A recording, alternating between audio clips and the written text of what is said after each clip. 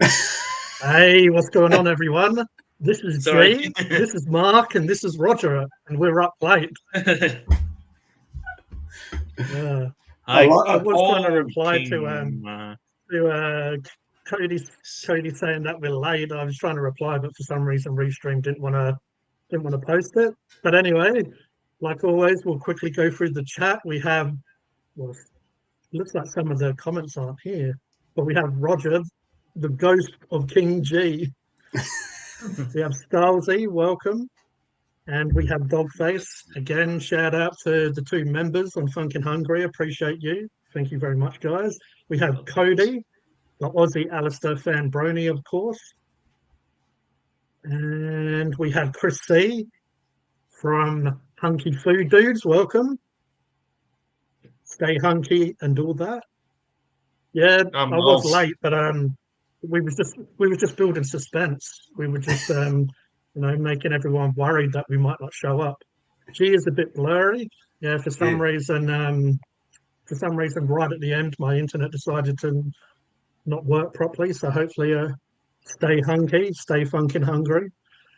Hopefully, it fixes up in the night. Otherwise, I might have to jump out and in. But we have Mark from Mark Shed Talk. We have Roger Pond, the Pokemon from Roger the Pirate. Roger, how are we? How are we, boys? We're doing well. How about yourself, G? Oh, yeah, it was a little bit of a rush around.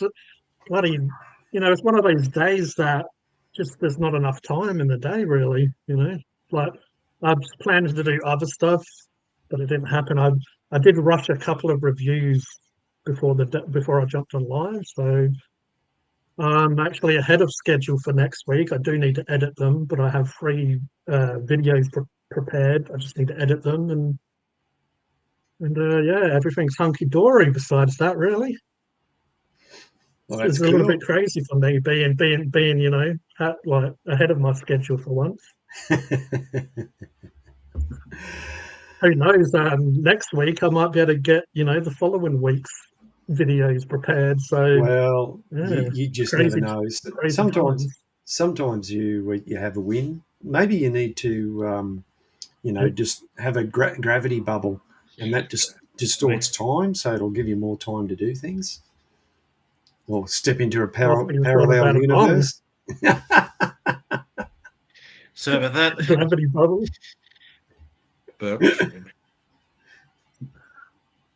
Being ahead is better than being behind. Yeah, I guess it depends on what position you like there, Paul. Some people like it from behind. Not me, but I like partaking in such activity with someone else. Yeah, like a good-looking woman, you reckon, G? A lovely lass out there. If there's any lovely lasses out there, Lovely lasses. There's a thing on British over here. What are you? What are you drinking tonight, Roger? Coca-Cola. Coca-Cola. Nothing added. Ah, just no Coca-Cola. The old sugary Coca-Cola. You're not going to partake in not partaking in the naughty beverages tonight.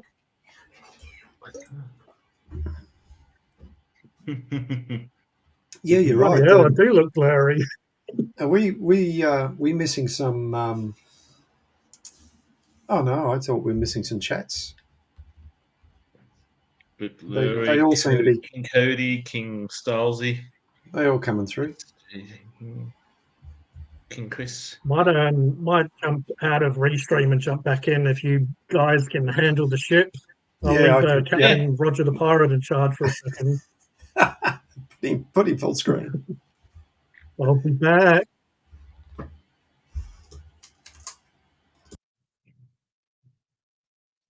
Hi, Mark.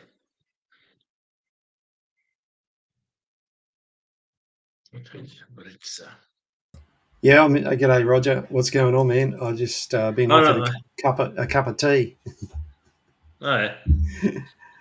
I'm getting some warm beverage, eh? Well, it's bloody hot here. I'm going to sweat like there's no tomorrow. But Yeah. We've always humid Queensland, so I don't remember it. Well, it's been hot today. We had like 25 up to around, maybe it's around 30. Oh, Oh, that's a bit better, G. look at me down here.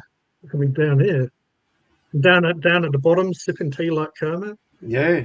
Yeah, I just been offered one. Stylesy, you're absolutely right, mate. We need Becky to come in and have a bath and watch us while he's, yeah. Hey, Dogface, thanks for being here. Hi, King Dogface.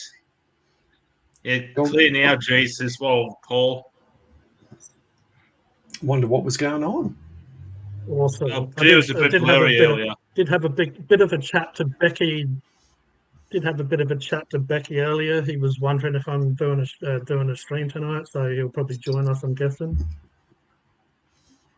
A lot of people have been having these Hungry Jack's burger bites that I reviewed, and yeah, they seem to enjoy them as well.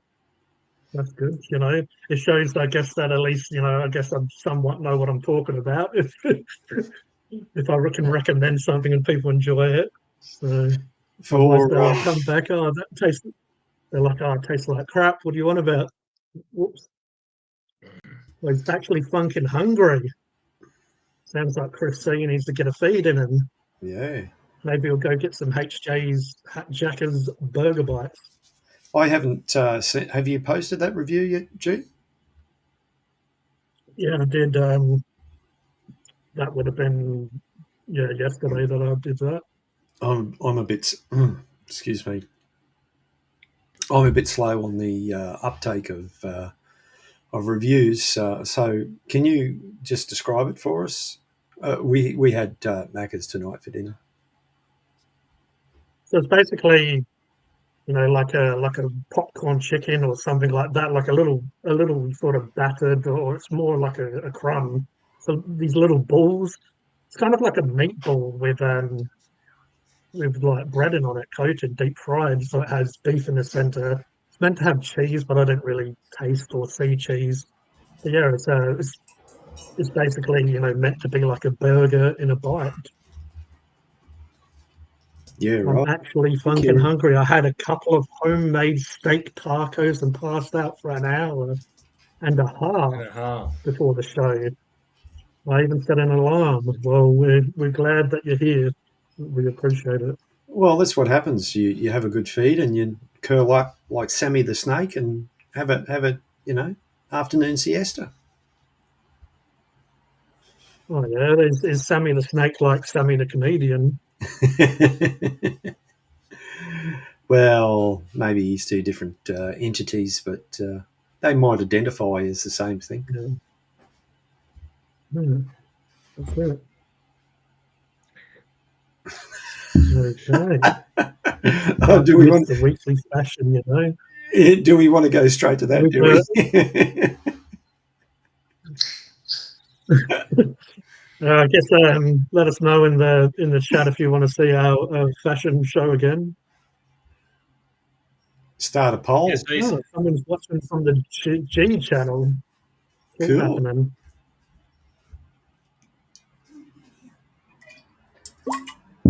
It's Roger's ready. I'll be back. We'll set it up for later on. If people wonder if we prepared like what we're going to do and talk about, yeah, we fully prepare in advance what we're going to do.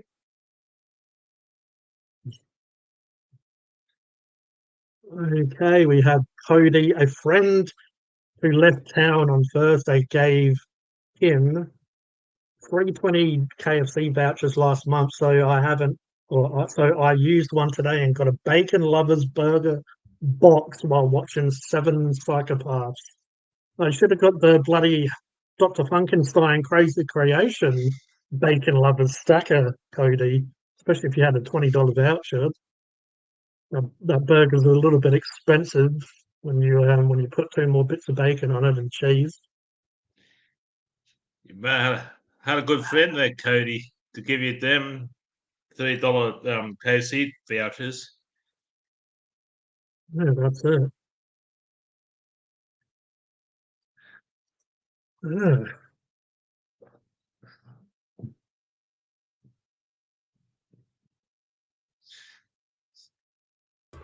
had two bad. bacon lovers this week. I Had saw two that. Geez, this week. stack them up. What did you see? Had a kebab on the way home. That's what I had. Kebab and chips. Woo! You had chips. It's either from the place I already reviewed from. Anyhow, this is two kebab places in town, opposite ends of the CBD Oh, area. One's next to one is next Ah. to a pub, and that one's just about a block and a half from me. The old Stylesy had two bacon lovers burgers this week. He's going all out. It's not a bad burger. It's my kind of burger, you know, chicken, bacon, cheese. You can't go wrong, really. No, you can't. What sauce? Do they put a sauce on it? It's a smoky bacon Carrara. mayonnaise. Mm. So last year they had the bacon lovers burger and it was a bacon sauce. This time it doesn't really have the saltiness from the bacon, but it's a smoky sauce, so it Mm-hmm. adds that little smoky flavour. Yeah, it's quite a nice burger for sure. Cody, how long have you lived in the Northern Territory, mate? Just curious. And what's it like? Is it all right? It's crazy that it's only Carafa and WA. It's not like the whole of Western Australia. Yeah. Oh, Yeah, maybe. Carrara is a north coast of Western Australia. There's a city on the northeast coast. My older brother used to live in Carafa. Now he just lives in Perth. Yeah, it's a city. It's a little bit smaller than Mount Gambier, to give Paul a reference. Slightly bit smaller than Mount Gambier, to give Paul a reference. It's a little bit out in the bush, isn't it? No, it's on the coast-ish, up the northeast coast. If I can recall correctly, it's got 17,000 people. Give or take.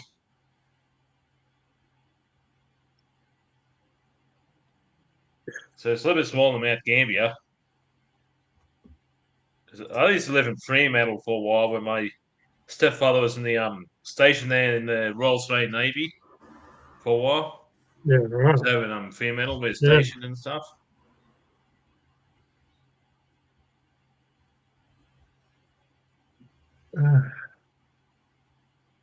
Got the aircon on, but it's still a little bit bloody hot here today. One of those days where it must be a little bit humid. Well, I mean, Born and bred here. I've lived here most of my life. I've lived since 2004 for 8 years and moved back up here. We can complain about the heat here, but I'm sure Cody knows all about the heat up there. And it's heat and humid. Very humid. Up where Cody's living.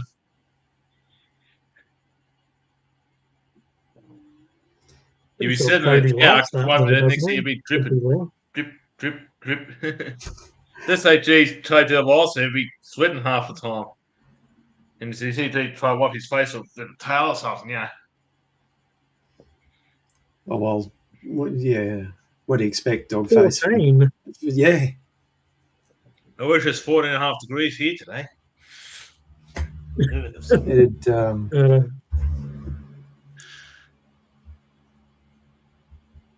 We could always, It's a big country, but yeah, it's crazy how different. It is. Well, it says it's 19 here. 25 for me right now. That's 18.5 here. I'm living. Got the temperature in front of me in these active weather. It's 18.5. Yeah, well, that's officially Celsius. So it's about 60 odd degrees Fahrenheit. I mean, officially we're now in autumn, but or what Mrs. Austin would call fall. But yeah, Cody, you and I are about the same, mate. what I pity the fool. Karath has a population of 17,013, according to Siri. So we don't need Siri. We have Roger the pirate. He's our Siri. Been in Western Australia for a little while. Not very long. Only about a couple of years. Because Robbo Five Loves was born in Fremantle himself. Him and his twin sister. Oh, yeah. Yeah, those Western Australian babies, I call them. I call them the Western Australian man or the Wolfie. I call Robbo Five Life. Off camera and that. 720. Good day, Odger. Good old Odger. Odger. How good's How good's my internet connection?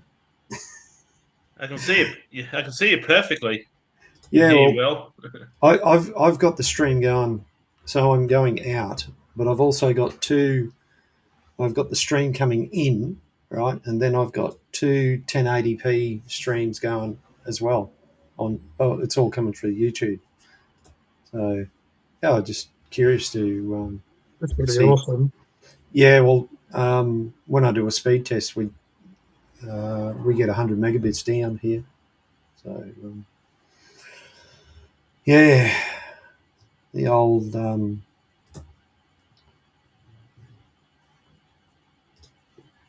shed's finished. There's a couple of little things I'm not happy with. Finished. Yeah, it's officially finished. Okay. They actually finished it Thursday, and the guy came back and did a couple of finishing touches on Friday. A couple of little things I'm not happy with, but we'll just see if they can sort that out. Have a look at it, or the guy knows about it. I've been in contact with him, so I'm sure they'll sort it out. And we've got to do a bit more. Oh, excuse me. Got to do a bit more prep work in terms of we've got to put a tank on the side, which we've already done, and then we've got to do the overflow, and we've got to dig a gravel pit so that the overflow from the tank goes into the gravel pit and disperses. But and we've got to have a building inspection done. So, yeah, still a bit more cleanup and stuff to do. Totally. So yeah, it's all ongoing here. It's good that it's done. It's just a lot of work to start soon. Probably a little bit annoying, that it's so close and in reach, but you just a few little things until you're happy with it. Yeah. I was a bit. I must admit, it's been bloody hot. When the guys have been putting up the shed, it's like been 30-degree days. So I'll flash up some. I'll flash up some photos. Give you an idea of what's going on. Just hang on a second. There comes Evil Knievel. Did you hear that? No, I didn't. I heard a little junk. Roger heard it. Was that the beverage coming into the? Yeah. That's Evil Knievel comes screaming past on his motorbike. One day he's going to come a gutser. Nah. Actually, I should have a camera set up outside so I can watch him going by. Oh, gee, you're frozen, mate. You haven't got a good connection tonight, G. No, I'm all. Yeah, I mean, blurry. The Wi-Fi's full. The connection. Well, all I have to do is go through the wall here. I've got my internet connection right there, like the Wi-Fi. Connected to me. So there she is. That's the outside. Nice. Yeah. Nice shed. Certainly is. And we'll give you a look on the inside. So actually, we'll start here. So that's looking on the inside. Obviously, I'm right out, as in zoomed right out on the iPhone there. Righto, G. That's looking from the back wall towards Nice.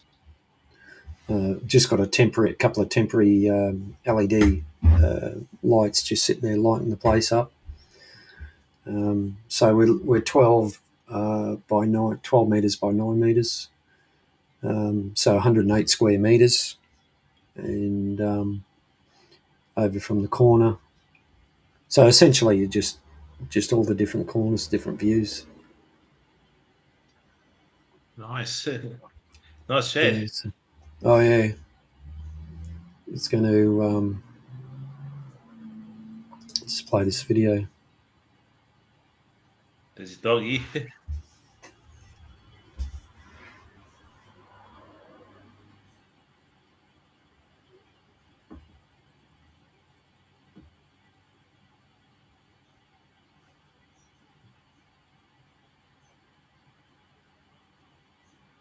Enough space to store your vehicles and do other things with it. Yeah, mate, yeah.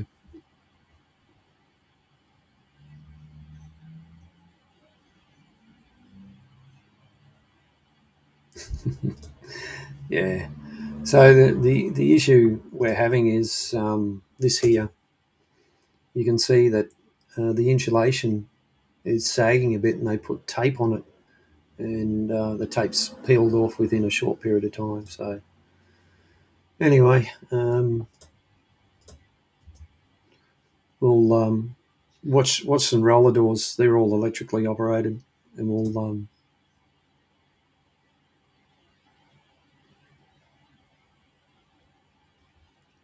Nice. Very good. Oh.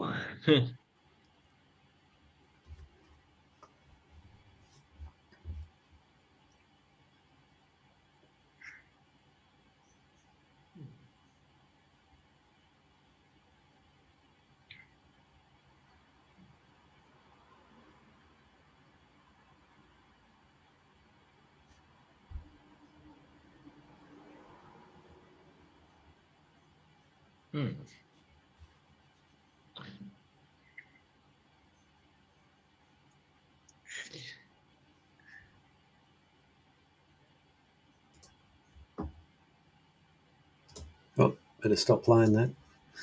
So yeah, we're going to stop sharing. He's back. So yeah, that's sort of the go at the moment.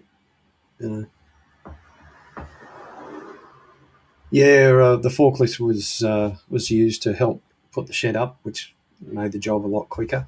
So I didn't worry about it. So yeah, forklifts are very handy machines. Very handy. Very handy machinery, yeah. We have 2 people on the G channel, 7 on Funkin' Hungry and 1 on Mark Shed Talk. Yeah, we got Simon over on the on my page and or channel. Stylesy was there before, and but it's good. Yeah. Well, according to my I've got 3 watching now, so one would be me. I don't know, and Simon's the other one, and maybe Styles. Styles, is still there? Oh well. Welcome everyone. Welcome. We don't mind where you watch from, as long as you're watching. And while you're doing, of course, give us a thumbs up. It all helps.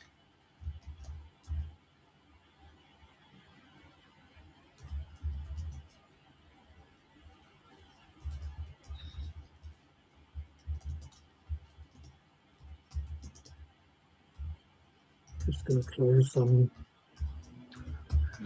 My connection's crap tonight. Yeah, it is, isn't it? Quite a few issues with the internet on and off. You normally don't have a problem. So I ended up having. Yeah, a lot of times not on stream, but my phone's been quite slow, and the internet. Yeah, I had to speak to a technician the other day because yeah, it didn't. Boy, what's going on? You're glitching out, or is it me? That's you, Brad. You must be strung out again.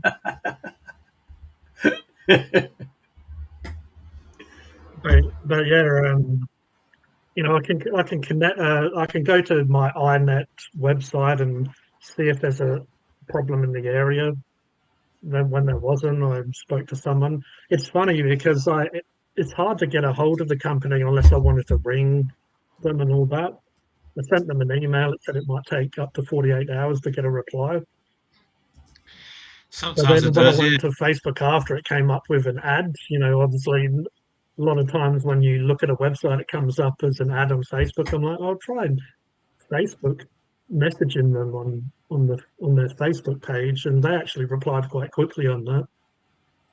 So then I ended up speaking to someone for half hour. Were they? Did you get any It was sort a of an pretty. answer? Uh, it was basically they just wanted me to tell them the lights. The lights were all green, so it was all connected. Yeah. But then they just walked me through it, and pretty much I just restarted the system and restarted the modem and all that stuff.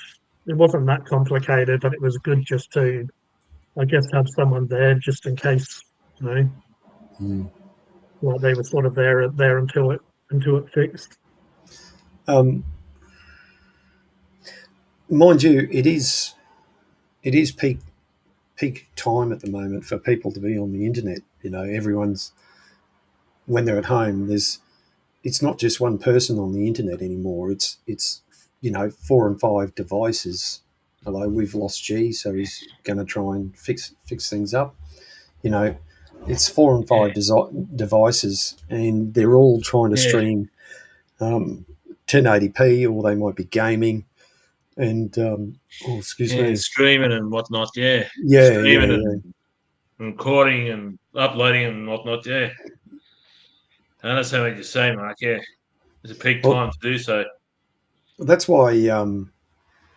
That's why I thought I'd try things out here. Just to see how if I could affect my quality of broadcast. But it seems to handle it quite well. The other thing is, I'm hardwired into the modem. I'm not. I stay away from Wi-Fi as much as possible. It's just going to give you a better connection. Righto, G. Do what you got to do, man. We'll hold the fort while you sort things out. So G's just going to be away for a little bit. He's having some technical issues, and he'll be back with us shortly. But in the meantime, you've got me and the me and Roger, me and Mark. I say. Oh God, I can't get it out. We had the I'm just going to give up. What I'm trying to say is we got myself and the pirate, the King Pirate.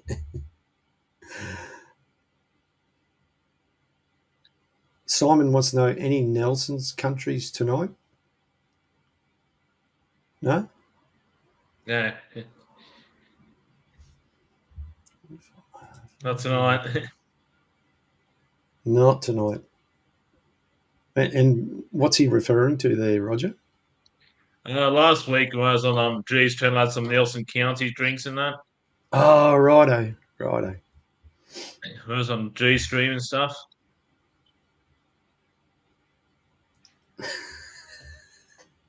You're absolutely right, Cody. Only problem is I can't highlight anything, I can't highlight any of the chats. We can only read them here. So yeah, and I can't see. I can only see how many people are watching on my stream on my channel. But hey, it doesn't matter. So And if I share something now, oh, here he is. He's back. We got him back. Get him back. Get him back. That was weird. It crashed and it didn't want to turn back on. Oh, right. And because I have like a little webcam that doesn't want to work because it stuffs up my audio, and I have a light attached to my webcam, so I had a laptop, so I had to take them off. And I don't know why. Sometimes the most stupid idea works. I put down, like put the laptop down, like the screen down, and then I actually heard in my headphones like the little connecting noise normally when it loads up, when the laptop loads up, and it refreshed it. That's why as soon as I opened up the laptop, I was on stream again. Oh, right. Here I was. Here I am. Here you are. Yeah. So I always go. Yeah. When something like that happens, we haven't even been talking about the Illuminati and the alien shit, and they're already stuffing it up. Bloody FBI on it. When oh no, you're doing the robot moves again, G. Oh, is it stuffing up still? Oh, it was glitching for a second. The glitch in the Matrix. Have you seen Star Trek 4, The Voyage Home? It's probably the first few that I'm more familiar with. The fourth memory's getting a little bit hazy there. See, a lot of this stuff I watched as a kid. Yeah. Well, they reckon, like for the story goes, there's the 6 Star Trek movies of the original cast, and they reckon, they reckon 2, 4, and 6 is probably the best of all of them. Star Trek 4 is when they go back and they get the whales and bring them back because an alien probe has come in and they want to talk to the whales. And there's a scene in there where Kirk is talking to planet Earth, which is under siege from this alien probe disrupting all the communications. And he says, we're going to attempt to, time travel back and sort out the problem. Anyway, and then they lose him. And that's the one, Brad. And there's a scene in there where the screen goes away and the president is going, get him back. Yeah, and it's sort of like that when you've been glitching out. Like Spaceballs when Pizza the Hut comes in on the screen. It's funny how a lot of sci-fi are like quite similar in themes and stuff. Oh, who's dropped out? Oh, it's crazy. I'm looking up here because I can, for anyone watching, I can see. We're multi-streaming again, so Hyper Sapien is a Facebook page. A lot of times, because I haven't really promoted that page, so sometimes people I know on Facebook join it. But yeah, that's G0 now. Funkin' Hungry 6 and Mark Shed Talk is 3 people, but it was neck and neck there for a while. It was by the piece there for a bit. Well, so it's just interesting. But it's good that people jump around a little bit to spread the love. People are going to come in. Everyone likes when someone spreads the love, if you know what I mean. Giggity. People are always flicking around, watching, what's next, what's swipe left, swipe right, whatever it is, swipe up. And people are going to come in, they'll watch for whatever. And if it gets their interest, of course, they're going to hook in and away they go. But other people are going to go, oh, these idiots, Yeah, that's why we have to try and be entertaining every second, every moment. I'm trying to explain it, and my voice lost. So yeah, I was really going well with that. dying on screen. That'll get the views. What's this dude choking about? Let's watch a little bit more. Yeah, very, very true. You know, it could be just some random that finds it and just, if it's not interesting, like, what the hell is this? Head off. The old dog face himself. What if I say these idiots and then still stay? What does that make me? Well, normally, as I've said to Mark and the audience before, you know, if we didn't have people in the chat, it would just be a couple of plunkers up here talking to ourselves. Yeah. So we need all of you as well. You're a part of this just as much as we are. Makes you an intelligent person, Dogface. That makes you. I also say these idiots and then stay. Well, then stay. What does it make me?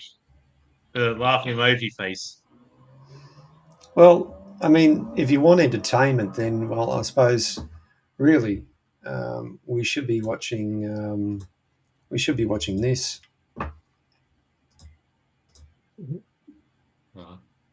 Just a bit of light entertainment in the background here for you all as we chitter chatter and talk a bit of shite to each other. That's just the Mardi Gras. Yes, it is. Can't you tell? What it is, or am I right? Yeah. What how could you guess? Just the bright colours and Mardi Gras. Bright colours and happy people. Well, that's what it is, isn't it? I've seen so many homosexual people on place.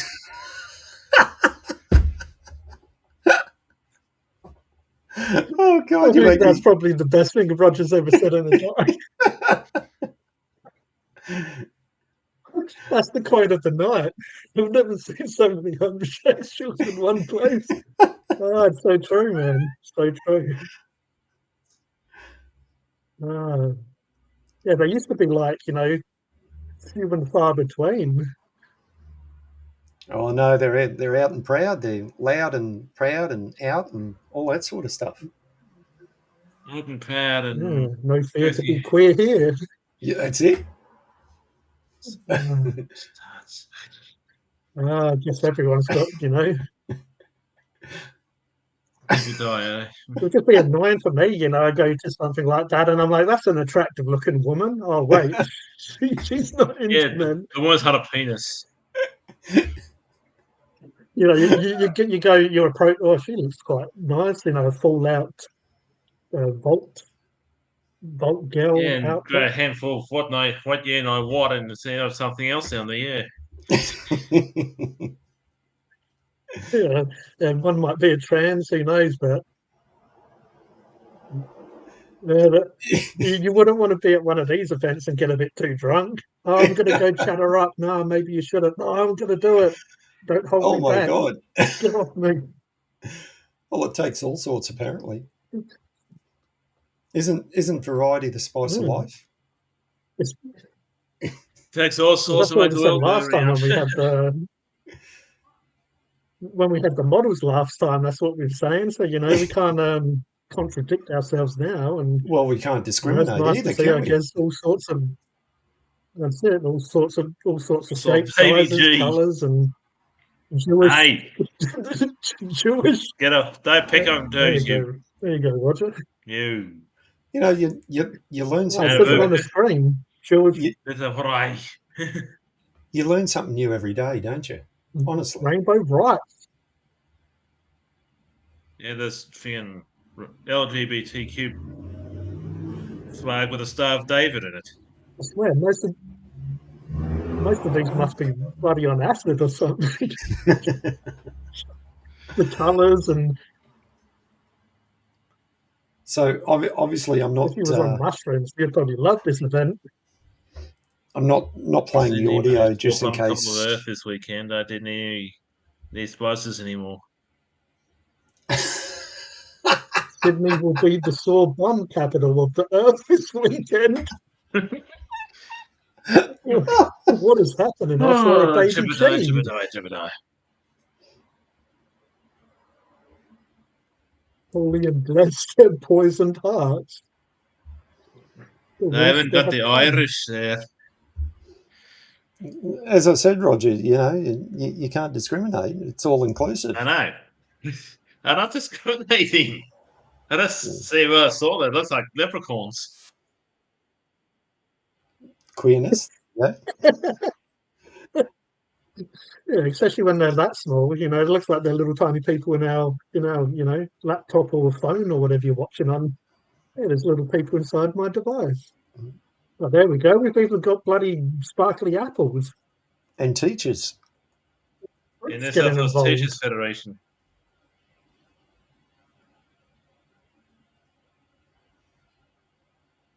I was going to say something, but I chose not to. Mine, yeah. Familiar. Let's just say some of these people are a little bit heavy on the makeup. Oh.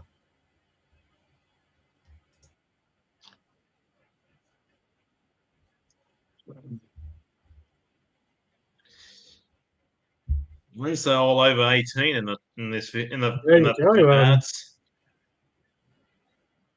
There we go. One person that won't be there, then Roger. The old disabled blogger won't be there. Why not? He should be. Actually, no, Roger. If you look closely in the crowds, there is all ages there. Families go there. It's a family event. I guess each their own, but it was a little bit strange. Oh, kids, do you want to go see people parading around in bright coloured clothes? Well, rainbows. What you got to remember is that their family members might be participating in the parade. True. Oh, that's my dad. Which one? Oh, the one dressed up like a woman.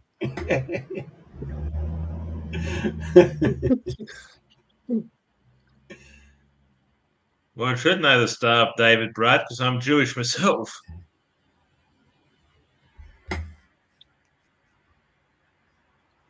Well, as we said, Roger, takes all sorts.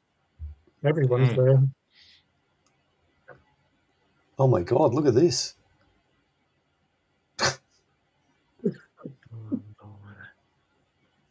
I mean, some of the get-ups. Oh man, the chat tonight. Oh, that looks pretty awesome. This one. Cruising around in that. It's like if Mad Max the movie was full of gay people.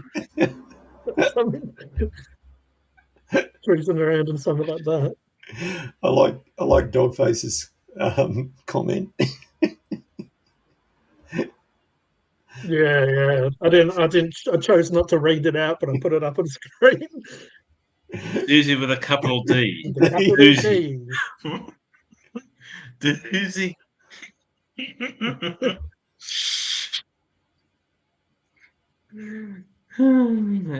Doozy.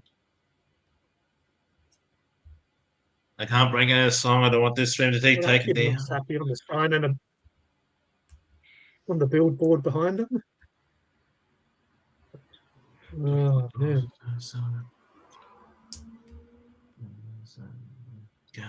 I'm pretty sure you'd be flat out getting a wax in at Oxford Street this week.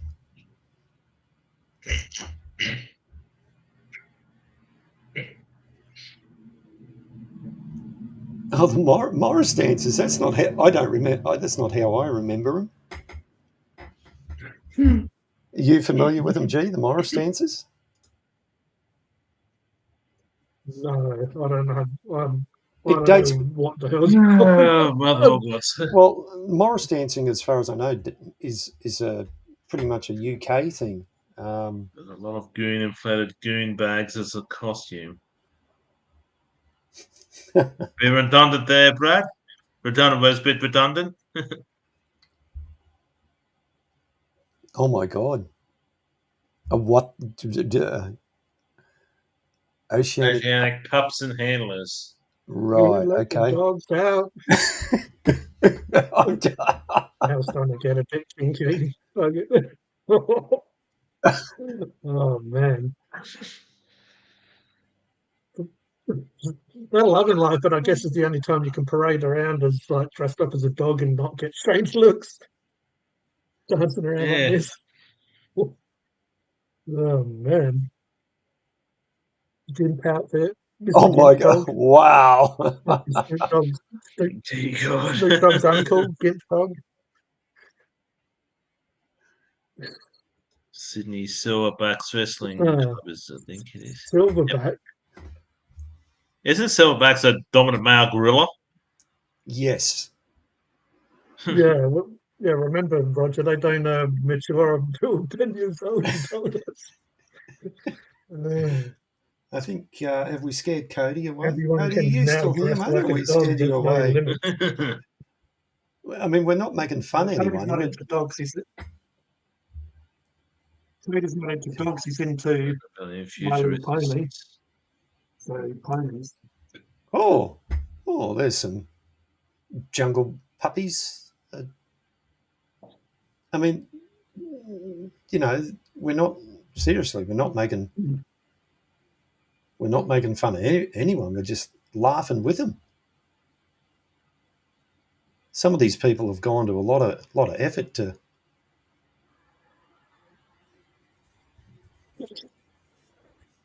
I mean, Cody's been a part of these live streams pretty much from the start.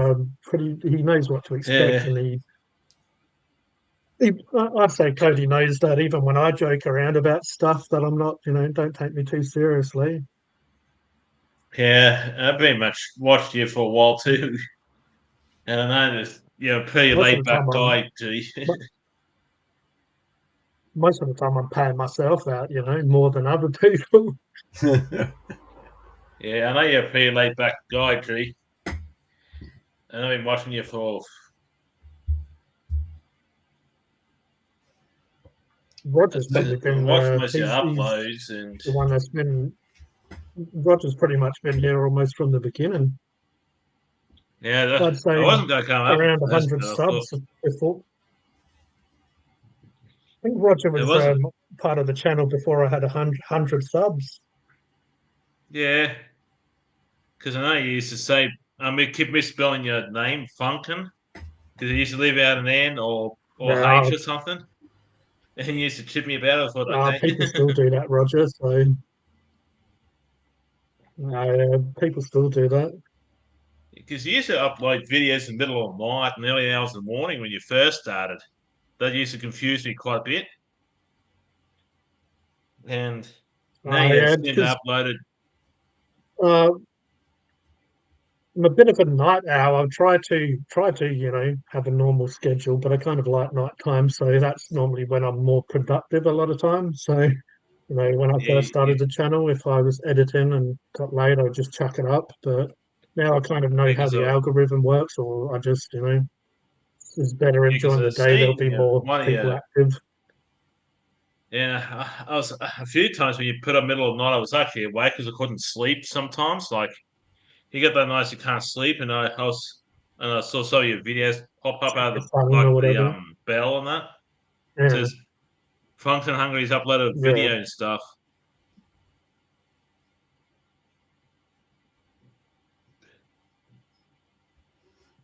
So our good friend Dogface said he found G, aka Funkin' Hungry, when he was sussing out the McRib.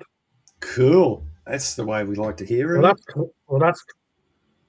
That's cool because at least he is being pushed, and what did you think of the McRib, Dogface? Did you enjoy it? Did your Dogface get right into it, or? I love Dogface's picture though. Bloody, it's a little bit like that alien I drew. If you remember Mark with the beer and stuff, I drew one on stream once. Well, maybe I send that to Dogface. I first met Dogface through the Spaced Out Radio chat, and there's quite a few Aussies that get in there. Dogface. Yeah, and I found I forget their exact name, Cryptid Encounters or something, because I haven't watched Spaced Out for a little bit. Just when they come up, sometimes I'm just too busy to participate. But yeah, it was a Aussie. He's got a YouTube channel, but it was an Aussie, and a lot of times they're more American times. This stream they sort of worked around this guy because he was in Australia, and he's like a cryptid. I wouldn't really say hunter, but an enthusiast or whatever. And he's in Australia, and he was talking about Dogman and stuff like that, which is very much up. Haven't actually got it. Haven't actually, because I used to get into creepypasta, and Swamp Dweller is one of my favorites for that, and all the rest of it. But obviously, Spaced Out Radio does stuff that I'm quite interested in as well, because they get into cryptids and UFOs and whatnot. Yeah, Mark, and I saw you Encounters Down Under too, and I thought this bloke's following me. Hey, Dogface, do you want an extra sub? You got 26 subs, mate. Want an extra sub from a pirate? Does Dogface make content? Does Dogface make content? I don't know. Simon, do you do any stuff, mate? Doesn't matter if you don't. I thought Dogface would have seen me on. I thought Dogface would have seen me because of radio, so it's pretty interesting that he found me because of the McRib. Yeah, but it's going to show you that we all kind of know each other, but all from different reasons, but we are all connected. Yeah. I don't put what's that? Down, 6 degrees. Sure, 6 degrees of separation or something, and there's only a small amount of things that actually separate us. Yeah, like that. But it's very interesting, just how we all have come across each other in a way. Like we all know someone that knew. We all have that sort of mutual person that we all knew. But yeah. If Dogface found me because of the McRib, but around the same time, he probably already knew you, Mark, or we did.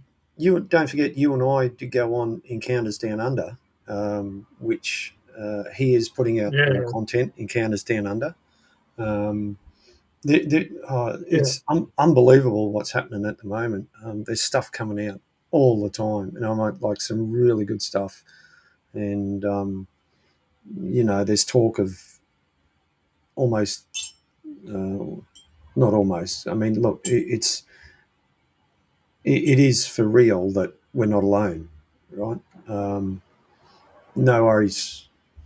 And there's just more and more coming all the time. Like today, I was listening to a segment on Spaced Out Radio, and the news section, or the UFO thing there, has had some really juicy stuff they are talking about tonight, and hopefully that's going to come to fruition, and we'll know more about it.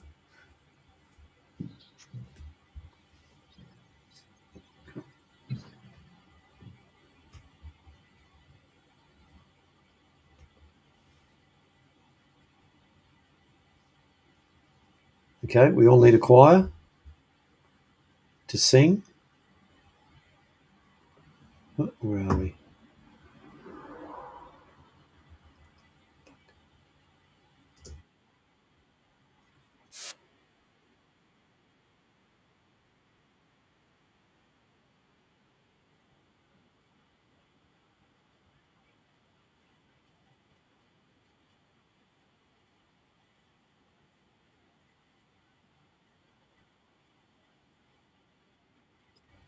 Yeah, I'm not sure.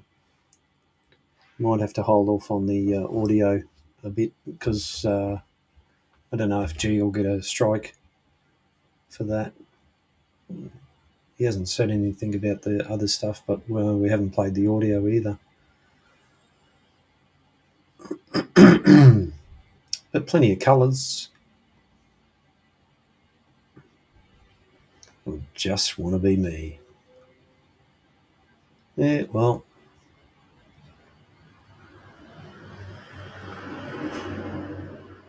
Variety is the spice of life, and it takes all types to make this world. go round.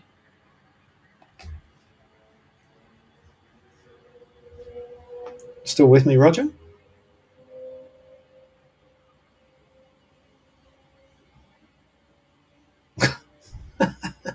Use me. Yeah, I'm still around. And that's on mute, that's all. Oh, right, That's mate. a Okay. few things, that's all. Yeah, right. I just didn't know whether I lost you or not. That's all.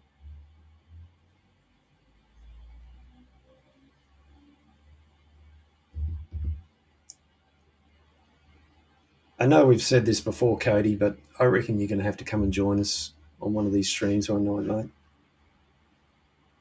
Be great to talk to you face to face. Yeah, gee, you're absolutely right. Blurry bombshells. Righto. Okay, well, there you go.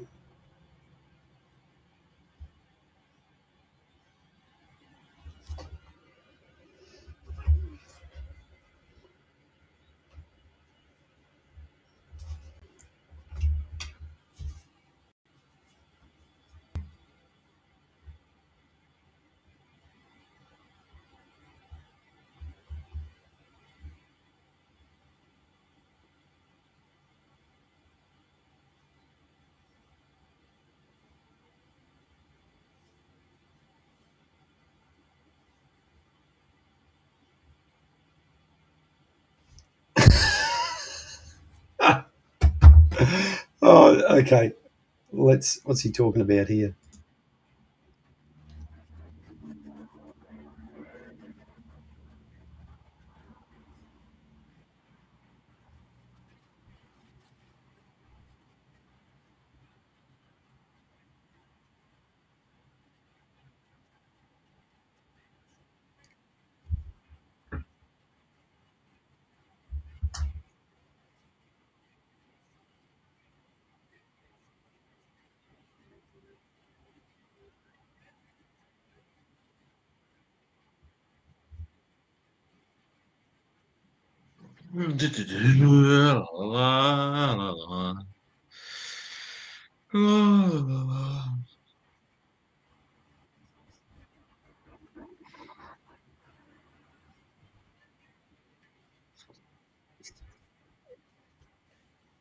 Yeah, come on, everybody.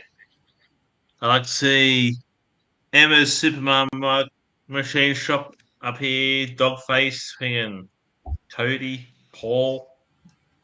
Well, I'm sure in situations like this, more goes on in a Portaloo than maybe just going to the bathroom. I'm just saying. I'm sure many opportunity has. Furries.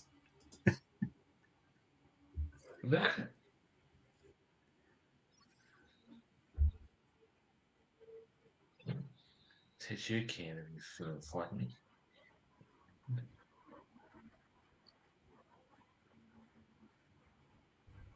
I don't need to work when I've got my minions doing it for me. Sorry, G. I was working. I was just listening. I said, I don't need to go to work when I've got my minions doing it for me. And remember, I'm always listening. So technically, I was always here. Oh, look at but the you can't fairies. see me on screen because of what Mark's got up. So who knows? Maybe I was here the whole time. Colourful Change Lab Japan. I think it is. The colourful one or two. The two biggest Japanese communities outside Japan is in South America, Brazil. So Polo I think it was because I jumped on your Mark Shed Talk and said oi, so I think that's why he's like get back to work. So I was on your stream. I got it full screen. So I didn't actually see the comment there, G. Hang on, we'll go back. Yeah, I just said oi, oi, oi. Capitals. What do you want to do? Take it off? You had enough of this? ABC TV and what news? Oh, hello everyone. But, Associate the X. cool, this is That's the one. There we go. Swap me and G around. Oh, gee, you're terrible. You're terrible, Muriel.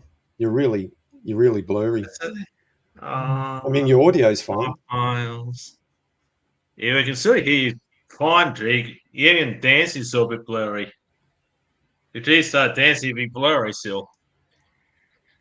You could do the robot moves. Always silly, aren't we? No. We're just a bunch of plonkers. Well, if we want to change it up a bit, I mean, we can always go away, bug. Where was that? Oh, there it is. Which one? Yeah. Oh no, they've gone away from the tape. Go back to the tape, the glitter tape. Oh no, the old Black Tape Project slow motion watch party. There you go, sizzling live stream, Black Tape Project slow motion watch party. Oh, slow motion.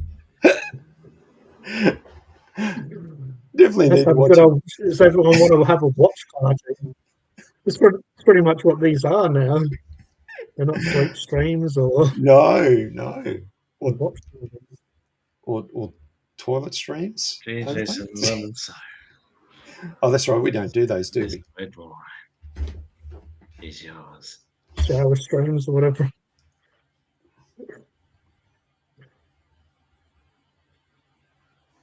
There's audio carrier. My audio. Yeah, you split coming in and out this end. That's all when you're talking. Your audio sort of in and out. Okay. Okay. G'day, Emma. Thanks for joining in. I don't know why Emma's comment didn't come up in your feed there, G. No, it has now, but machine shop. Hello. Yeah. Yo. Yeah. You know, because if I'm having connection issues, comments might be delayed. Yeah. Emma is a proud owner of a steamroller, and same manufacturer as mine, John Fowler or Fowler Steam Ploughworks. And Emma has also helped me out with one of the parts, 3D printed, and got it cast and so on. And yeah, so I've Emma's very talented with sign writing and so on and so forth. So thanks for joining in, Emma. Awesome. You're going to have to wait a little bit before I do some live streaming from the shed, but it's going to happen. I was hoping to try a bit of live streaming today, but doing some work up the back, and then, like I said, it was bloody hot, and had a bit of a nanny nap, and then fixing up a few things in the shed temporarily, and time flies, and go out and get dinner, and then, hey, presto, you're on a live stream. Yeah. So yeah. And just public service announcement. I was struggling there a little bit, but we've managed to get over the hour. Just ticking over the hour. Remember, where's the chip? Yeah, hey, Becky. Becky is in the house. Yeah, he's just Becky now. He's no longer having fishing adventures for a while. Oh yeah. Might have to change his channel name just to Becky.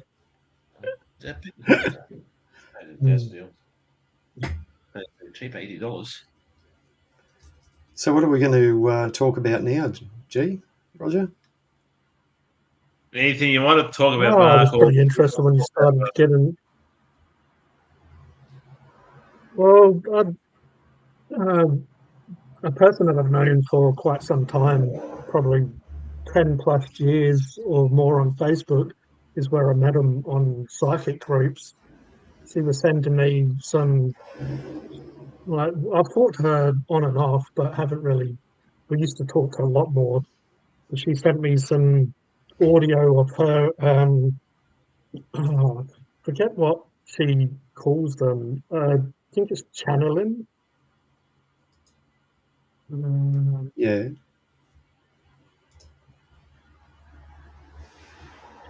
Yeah, channeling is what is referred to as.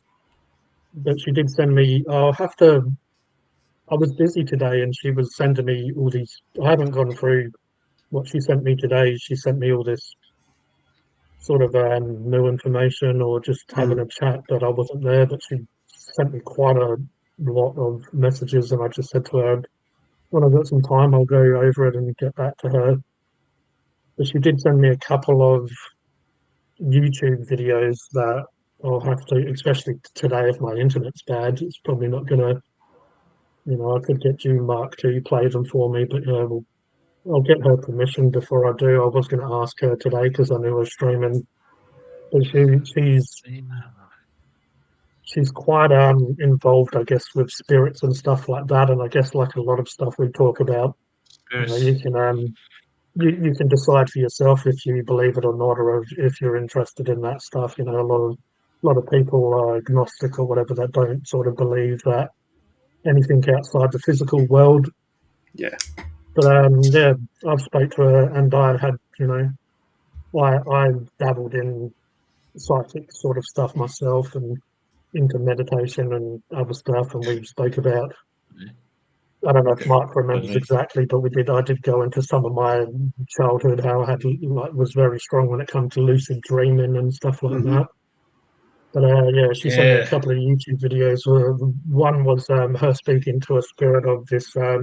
She has a lot of kids around her, like in spirits, and a lot of kids that have died from either horrific sort of stuff or like illness.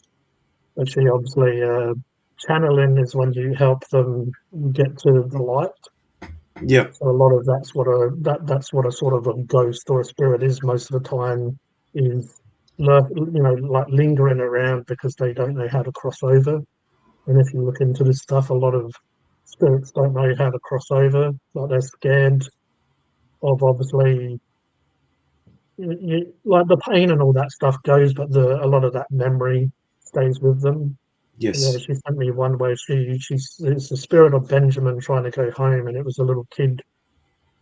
And then she sent me one that was the spirit is angry and becomes difficult during a channeling. That one was definitely very interesting. I didn't know. I had my own certain opinions when it comes to it, but yeah, who am I to sort of say it if I wasn't there exactly? But it was definitely very interesting. And yeah, I thought, if I get her permission, might be able to. Well, it is on YouTube, so I don't know if it was on private. I'm guessing it was public, but I'd still like to get her permission before I just sort of it's always fully show it and all that stuff. Share it and stuff. Yeah, it's always nice to ask. I mean, yeah, fair enough. It is on YouTube. She may have made it public. She may share it to family or whatever. I have heard of that similar sort of scenario, G, from the stuff I've listened to, and so I don't think you can dismiss it. I think I personally think there's more than overwhelming evidence to prove that it is real. Yeah, because like science talks about different dimensions and stuff like that, and really that's technically what spirits are on. Like if you want to look at it like, I don't know, an onion or a pad like this with different layers, a lot of the spirit world is, your astral realm is like a layer on top of that, our existence side by side or dimension.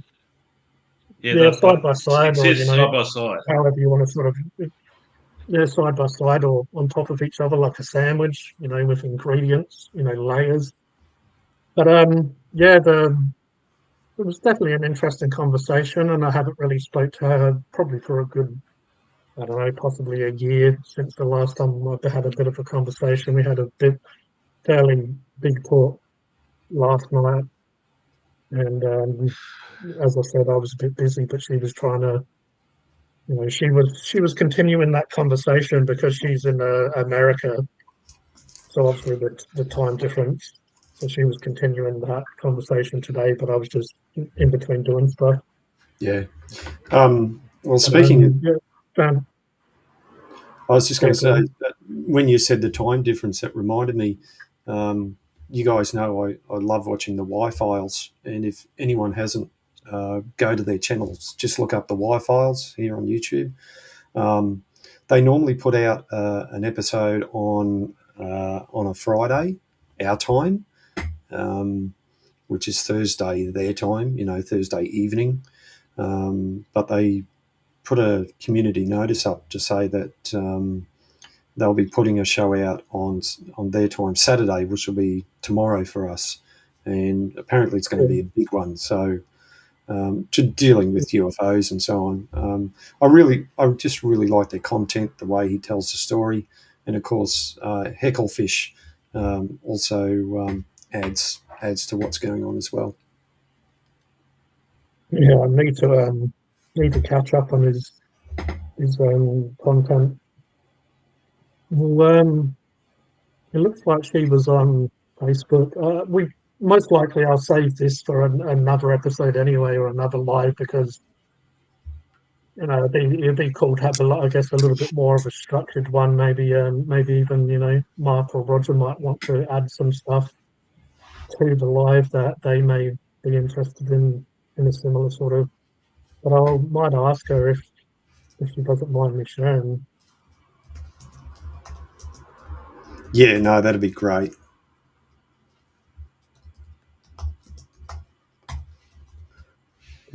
Just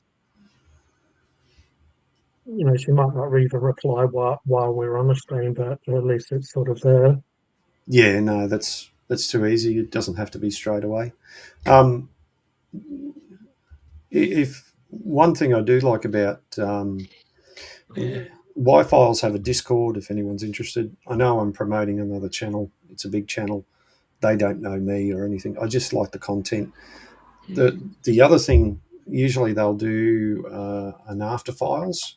There's also podcasts available too on whatever podcast platform you use. Yes. So if you wanted to do a deep dive into some of their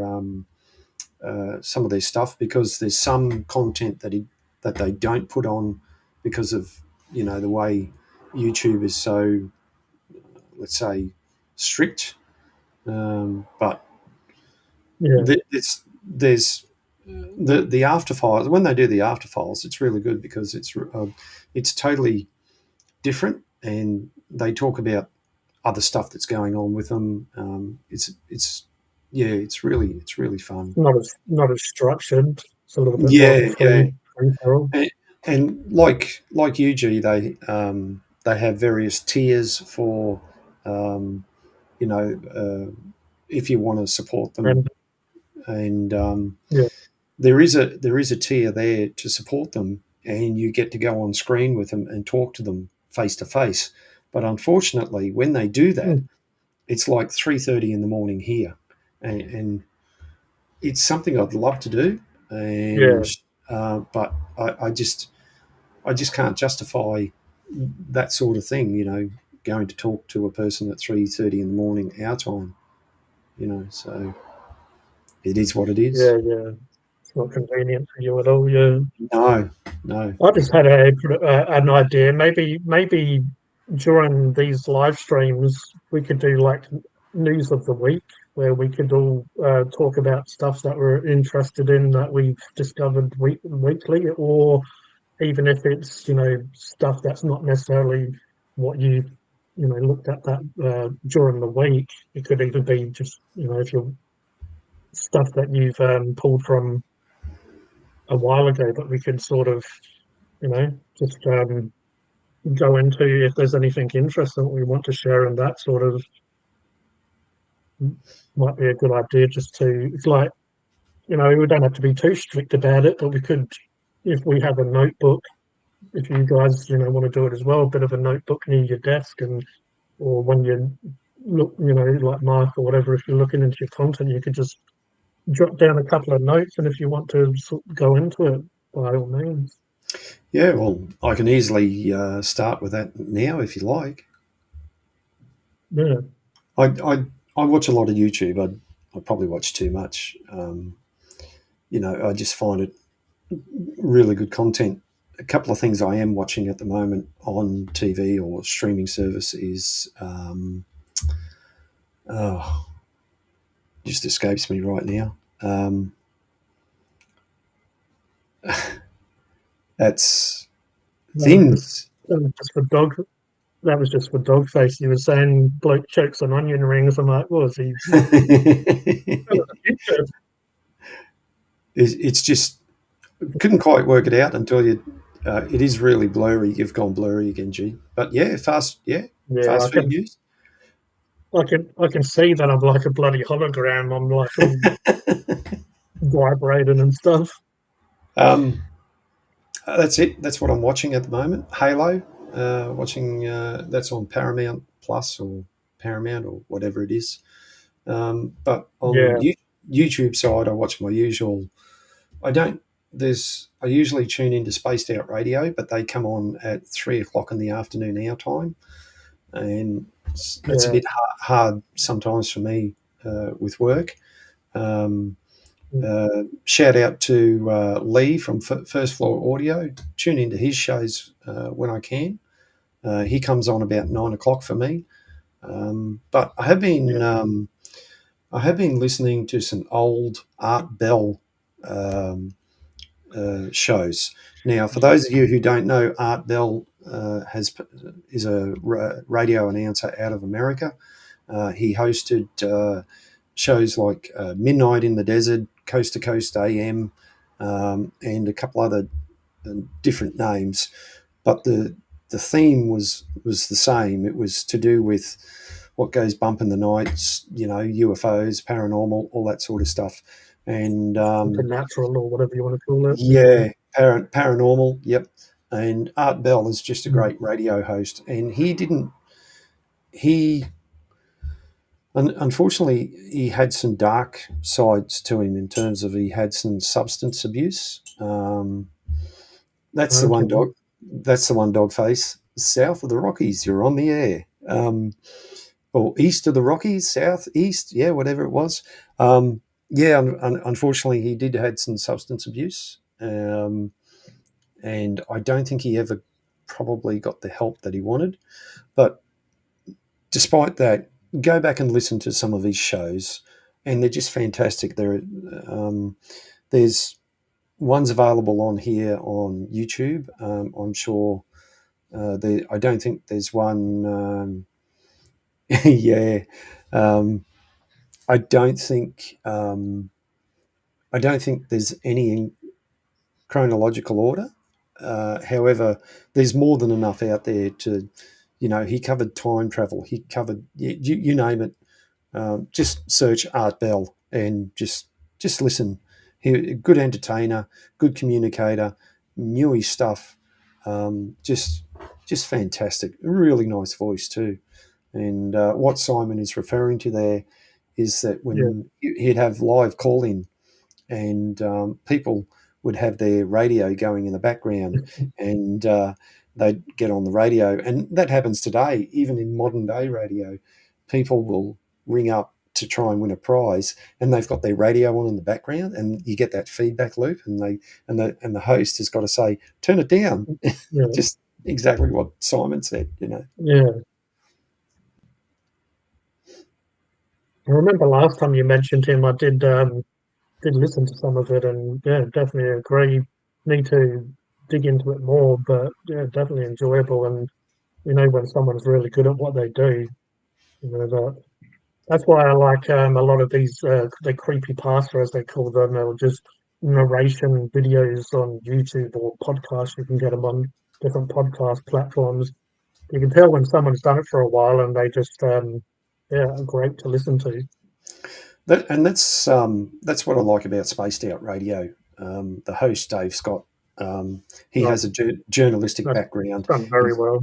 Yeah, he really does, and I've seen him in situations, that he has handled himself so professionally.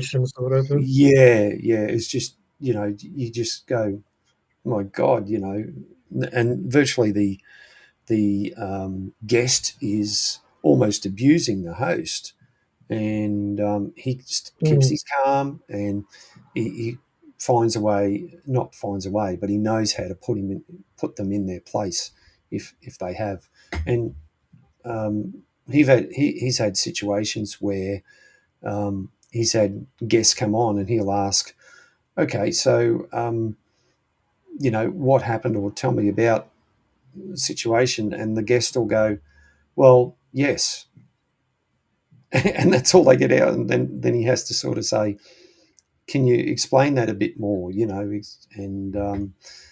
as a good guest, when they're being interviewed, will have a deep, not a deep knowledge, but they'll be able to talk about the subject and communicate what they're talking about, and the guest, the host of the show will have to not interact as much because the guest is doing a lot of the talking. Yeah. I mean, I joked before and said, I don't need to, talk if I've got you guys here, but sometimes I want to just listen to what you guys have to say, but also I feel like, that's kind of what this is as well. Like if you go, I just don't want to make it all about me. But also Dogface says here, massive respect for basically Spaced Out Radio. Sometimes he hasn't tuned in for a while. Sometimes you need to have a little bit of a break, and I definitely can relate to that because I used to look into a lot of conspiracy theories, if you want to call it that, but stuff like human trafficking and pedophilia, and even UFOs, and multiple sort of subjects and stuff that I'm interested in, which is quite a lot. But because I had mental health issues and depression, sometimes when you look so much into what happens on this planet, more of the negative stuff. I have said it before, a lot of times we focus on the negative stuff, but I guess that's because it's, in a way, it's somewhat interesting, and a bit of the unknown, or a bit of how crazy and evil people can be, is kind of interesting. But saying that, also, it's hard because I'm one of those types of people that want to try to fix these situations. You can't really fix situations when you don't have power, resources, money, and even I've had Facebook groups that I used to be quite active in and used to share quite a lot of it because I used to say, instead of like leading a horse to water, I used to say, you can lead a human to knowledge, but you can't make them learn it. It used to be like a little bit of a funny sort of saying that I used to put on some of these groups. In other words, you can tell people about stuff, and this has even happened when I've been on live stream and some people that I've fallen out with and stuff. I try to warn or help people, but they still don't believe it. Like it really, it could be staring them in the face, and if they don't want to open themselves up to it, they won't even see, whatever's like on the tip of their nose. They if they're not interested in it, if they're blind to it, if they're closed off from it, I guess you could call it. I've had psychic I know what you mean, awakenings through my life. I've had like psychic awakenings, if you want to call it that, or just a surge of being opened to so much. I've always had an open mind since a young kid. I've seen like flying saucers and UFOs, and had experiences with like whatever it is. Like I've got into it before on live stream, and you know, I used to be quite open to a lot when I was a kid. Like I had a lot of nightmares, but also I saw stuff, but I knew that I was awake and I had experiences with stuff. And you know, like a lot of times when a parent is, you know, freaked out or concerned about their child, you know, if they don't have really the information to sort of give you, they're just gonna, you know, they'd say it's nightmares or there's nothing there. But when I spoke to my mum when I was older about me seeing these, a lot of times I used to see red eyes at the end of my bed, and used to have like different weird stuff happen. And she said she said one time was saying I saw a big black wolf with red eyes. And she said that she was getting scared of the way I was explaining it. So she was just, you know, oh, it's a nightmare, or, you know, just your imagination, all the rest of it. But she said that's what most people say, yeah. When I was a kid in England, we had like a double-story house, and we had these sort of spot. It was a conversion. They made the attic or whatever into a room, and they had 2 rooms up there and a bathroom. Attic, yeah. So it was a little bit of a spiral stairs. But my mum said that when I was explaining it to her, that I sort of I'd followed, like you know, I was looking at what I was seeing and watched it go down the stairs, and it freaked her out and stuff like that. But yeah, I've had other does not like red eyes, so I've had other experiences. Don't really know where I was going with that. I did have I did have a bit of a point. Well, I guess it's you know, like, but yeah, if people aren't interested in that sort of stuff, they're not going to be open really to it. You know, you can explain experiences to people, and they're just not going to, you know, believe it if they haven't experienced it themselves. But a lot of stuff outside the unknown, you have to kind of open yourself up to it. You know, you have these filters or like blinders. They're kind of like a horse. You know, like horses, where they had like they try to block some of their vision, like tunnel vision.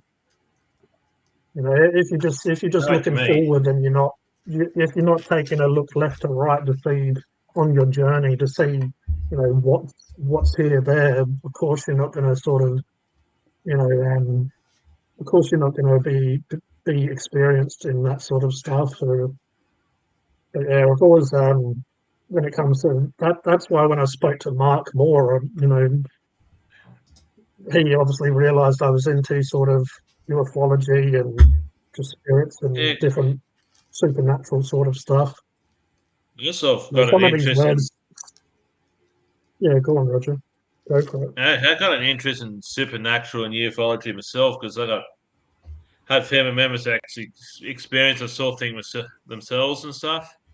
And obviously, I'd take an interest and even more interested with Mark sort of explaining some of the things he knows of in that. And sort of piqued my interest a bit, so I decided to come up here after a while. Sorry, guys. I'm no expert. I share what I learn, and I hope people find it interesting. And that's what I was saying. Yeah. I got an interest in what you're saying. Yeah. Yeah. If they choose not to believe it or not to, you know, it scares them or they can't handle it, or fair enough. That's you know that's their that's up to them. That's up to them. Yeah. Yeah. But if you know they want to learn more about it, I'll help out where I can. If you know, I'll suggest certain places to go and look at things. You know, there's certainly plenty of material out there that you can go and read about or listen to without having to pay for anything. So, yeah, it's up to the individual whether they want to choose to believe it or not. And you're absolutely right, G. They're either going to believe it or not, you know. Yeah. I like that one. Yeah, I like you saying that saying is fantastic. Yeah. Yeah, there was a couple of things that I wanted to touch on. It was funny how I said to you last week, Mark, that you know, you say there's a lot of information out there. It's like, oh, do you remember what were they called? books. Remember back in the day, those. So yeah, a lot of this, spirits and psychic and stuff and UFOs, and I've a lot of it was when I was younger, so I couldn't really remember all the authors and stuff. But we sort of discussed it as well, that you take like little pieces from a lot of places, and then sometimes when you come across the YouTube channels, a lot of times they're just repeating stuff you kind of already know, but it could be interesting. But the two more things I'll quickly say is I went on a tangent and I forgot what I was talking about, but that I used to run different groups, like about extraterrestrials and the rest of it and psychic stuff. The dog face is why I started going into that, is because he said sometimes you need a little bit of a break, and a lot of that stuff used to really trigger my depression because like I've had experience and stuff, and you try to explain it to people, they don't believe you, but you almost want to shout it until you're red in the face, but they're not gonna, like if they're not open to that, they're not gonna. So it does get a little bit frustrating sometimes. Like as Dogface said, you need to have a bit of a break just to, it's nice to look into all this stuff and it's very interesting. And, there's obviously a lot more to this planet. There's a lot more when it comes to, as we were saying before, with it, dimensions, and there's different layers. This is, the spirit sort of astral plane is different than the reality, the physical reality we live in. And the third thing I was going to say, but he's gone now, I was going to ask Roger if he could share any experiences of what his family may have told him. So we'll save that for when he comes back. Yeah. Like what in? Well, you said that your family's had experiences and seen UFOs and all that stuff. I'm just wondering if, because I know like some of your family has military backgrounds, and a lot of them have experiences because they're exposed to that sort of stuff. Sometimes I was just wondering if anyone's ever told you a story. Well, I've seen two UFOs myself personally, like off the third kind, like at a distance. I've seen two of them in my life. Would you like to go into that for us? Told me, if you want, stepdad. My stepdad was in the Navy, going back to the Vietnam War, and he was in a ship, military ship, like in the transport ship, and they have radar, and then during Vietnam War, because my stepdad's obviously a lot older than my mum. He's in a ship, and he's just caught up the coast of Vietnam by a battleship of the US battleship in that, and they got something on their radar. What my stepdad told me, and he looked down the side of his ship. There's something to see come up like a USO, and it's as long as the US battleship itself.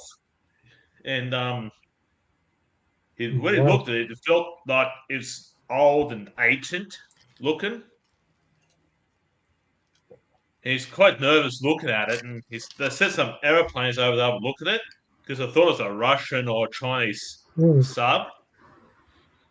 And when the planes got back, when the thing suddenly went down back underneath the ocean again, and he heard some of the pilots say, "Whatever's on that thing is not human." He said from the captain and that. And then he had a debrief in that, and he heard one of the pilots say, "Whatever's on that thing, they're not human." And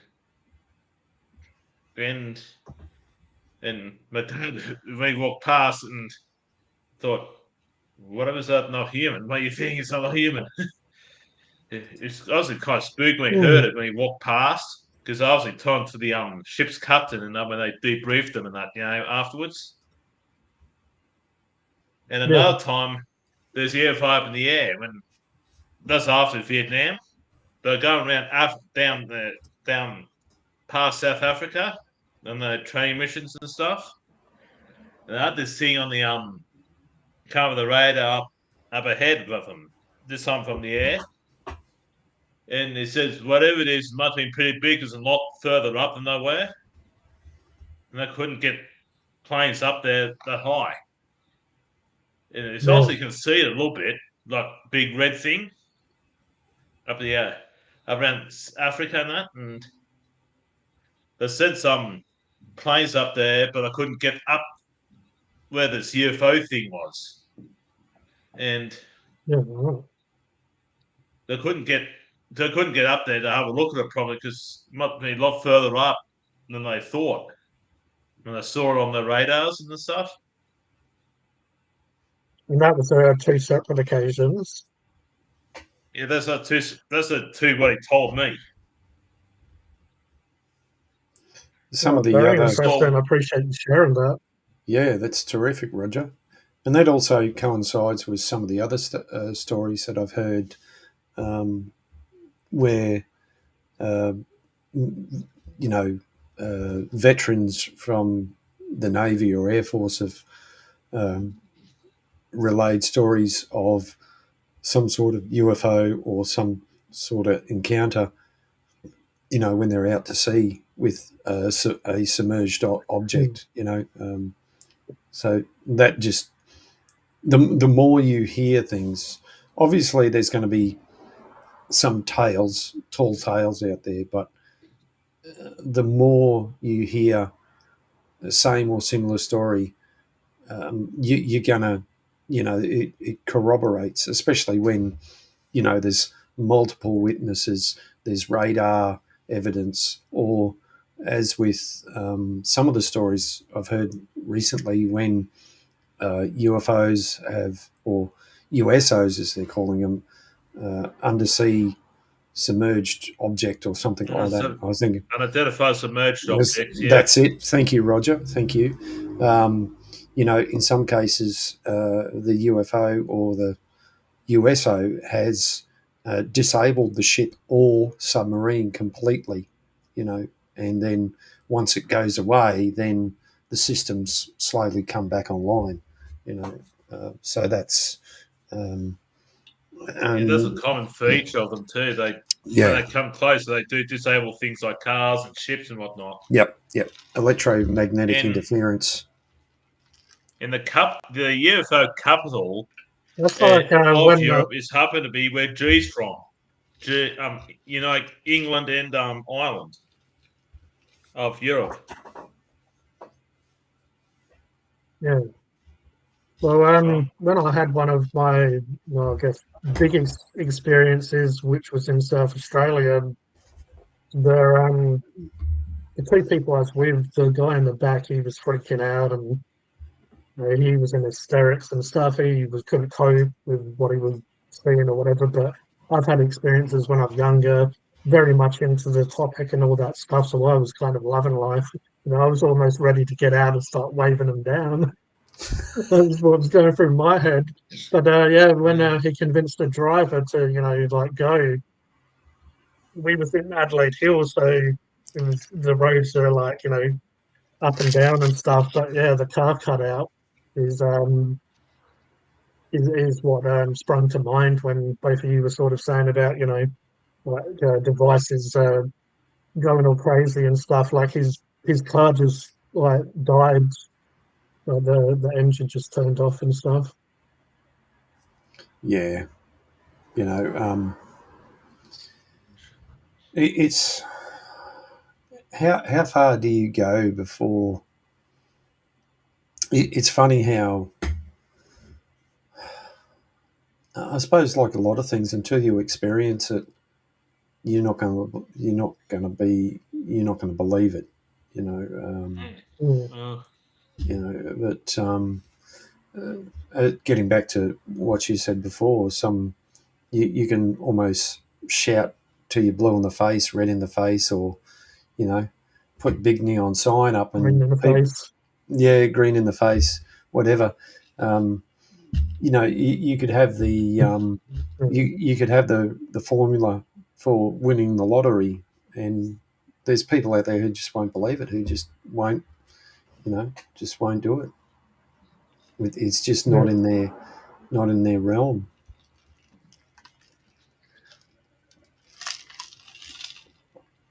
Because a lot of people are, I'm trying to think of a word, but it came to mind when you said, you could have the formula for like winning a lottery. It's like when someone asks, like, oh, what would egotistical, I guess, or just selfish, because, like if you had one wish, most people are like, oh, to win the lottery or to be rich, or, it's always like, for the majority, it's all about us, like the individual. It's not like help everyone. Like you could have if it was a wish, you could, ask for world peace or everyone to be equal. Or obviously, like when it comes to wishing, sometimes there could be like, like little tricks of it. And that's sort of when it comes to jinn and genies and demons and stuff. A lot of that does have trickery involved. Like a lot of the old gods, Loki and stuff, tricksters. But yeah, it's always about the individual, not about That's the word, right? skeptic. Skeptic. There's one that doesn't believe things. Skeptic. I mean, Yeah. well, Yeah, there's one that don't So believe things yeah, like that. Skeptic, yeah. Brad's hit the nail on the head on that my one. point, really the point I was making is if we're so involved in what do I want and what do I need, why would people be open to anything really outside of their own needs?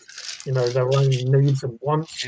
If it's outside their little bubble, why would they sort of Yeah, so the realm, yeah. want to learn about? Why would they want to learn about other cultures or other civilizations or other entities or whatever? If it's a lot of people, it's just ego, the ego and selfishness of just what they want, and Yeah, that's why I'm letting them learn about other cultures. That's why I asked Mrs. Austin about her culture, where she comes from, and that, and learn about her cultures and stuff. yeah, So I'm letting them learn about other cultures. That's ask Mrs. Austin about her culture. Willing to learn what she yeah, experienced, and I'm willing to learn about our culture. So yeah. Like I was, it doesn't worry me. You know, yeah, and I find um, that very interesting as well. Like even when it comes to food or the way different cultures. Like I shared a meme the other day. It's like everyone wants to travel the world, but everyone gets angry when someone can't speak English. Like everyone yeah, wants to that's why it travel the annoys. world, but if it's if Yeah, it's if it's if it's not something that again that's or why should I learn their language, or I want to go to this country, but if they're not an English speaking country, how would someone that's fairly ignorant and closed off interact with like humans a lot of times can get around that language yeah, barriers. There's ways around it, like a little bit of body language, or like I guess if yeah, you was go to a food place, you would kind of just point to a menu item, or yeah, like you would. There's different ways that you can get around. yeah. I can speak yeah, Norwegian, so I lived in Norway for a couple of years, and I can speak Norwegian. So didn't so I can able to get around that by speaking translating things from Norwegian to English for them and that. it's getting easier. Yeah, And yeah, I do. I do see your point, G. Um, and I like Brad's statement there that he's always learning, and we are. We are, whether we Yeah, realise it or not. We are always learning. When it comes to and other that's it. languages, yeah, absolutely right. There are ways around, and there's a lot of similarities in in how we communicate when different. For instance, Here's if most people know this around the world, right? It's Coca-Cola. yeah, yeah, um, symbolism and yeah, stuff like that is and it's like That's crazy. it's like beer. It may be spelt differently, Yeah, but most of the time when beer, mate. when you go to other places, if you're Yeah, German, if you go einen beer, it's one yeah. beer. You know, In German um, is beer is Beir. yeah, German and yeah, but Norwegian is Biere. Beer but in but Norwegian. it sounds the same regardless of which country you're in. If we say beer, most people, if we're in a different country and we say beer, you know, or Heineken or whatever, they will understand that. And there's That's not what you do. No. There's righto, dog face. Even some foods are the same, like. Because you have to think as well, like stuff like pizza, lasagna, and stuff. They're actually like like Italian words that we've incorporated into the English language. Spaghetti. And I believe like burger, something like a burger would, again, the pronunciation, spelling could vary a little bit, but there's a lot of foods. So you're probably all right if you stick to like pizza and Coca-Cola, if you stick to the stuff. Noticed, but it's like you pointed out before, European languages Coca-Cola is the brand name, but it. Yeah. Yeah, a lot of European languages are closely linked, like English, Dutch, and German are closely linked. Italian, Spanish, and Portuguese are closely linked as well. Because all European languages are linked to each other, like closely linked one way or the other, without realizing it. Yeah, linked hand in hand. Yeah. Yeah, and I say it presents words a little bit differently, but they are closely related. I noticed like Irish Gaelic. Go on, Mark. Yeah, I noticed that. I watch one lady on YouTube, and she speaks both English and Spanish, and some of the words in Spanish are very similar to that almost in English, and some are, yeah. Yeah, I'm not saying all, but just some. And what most of us don't,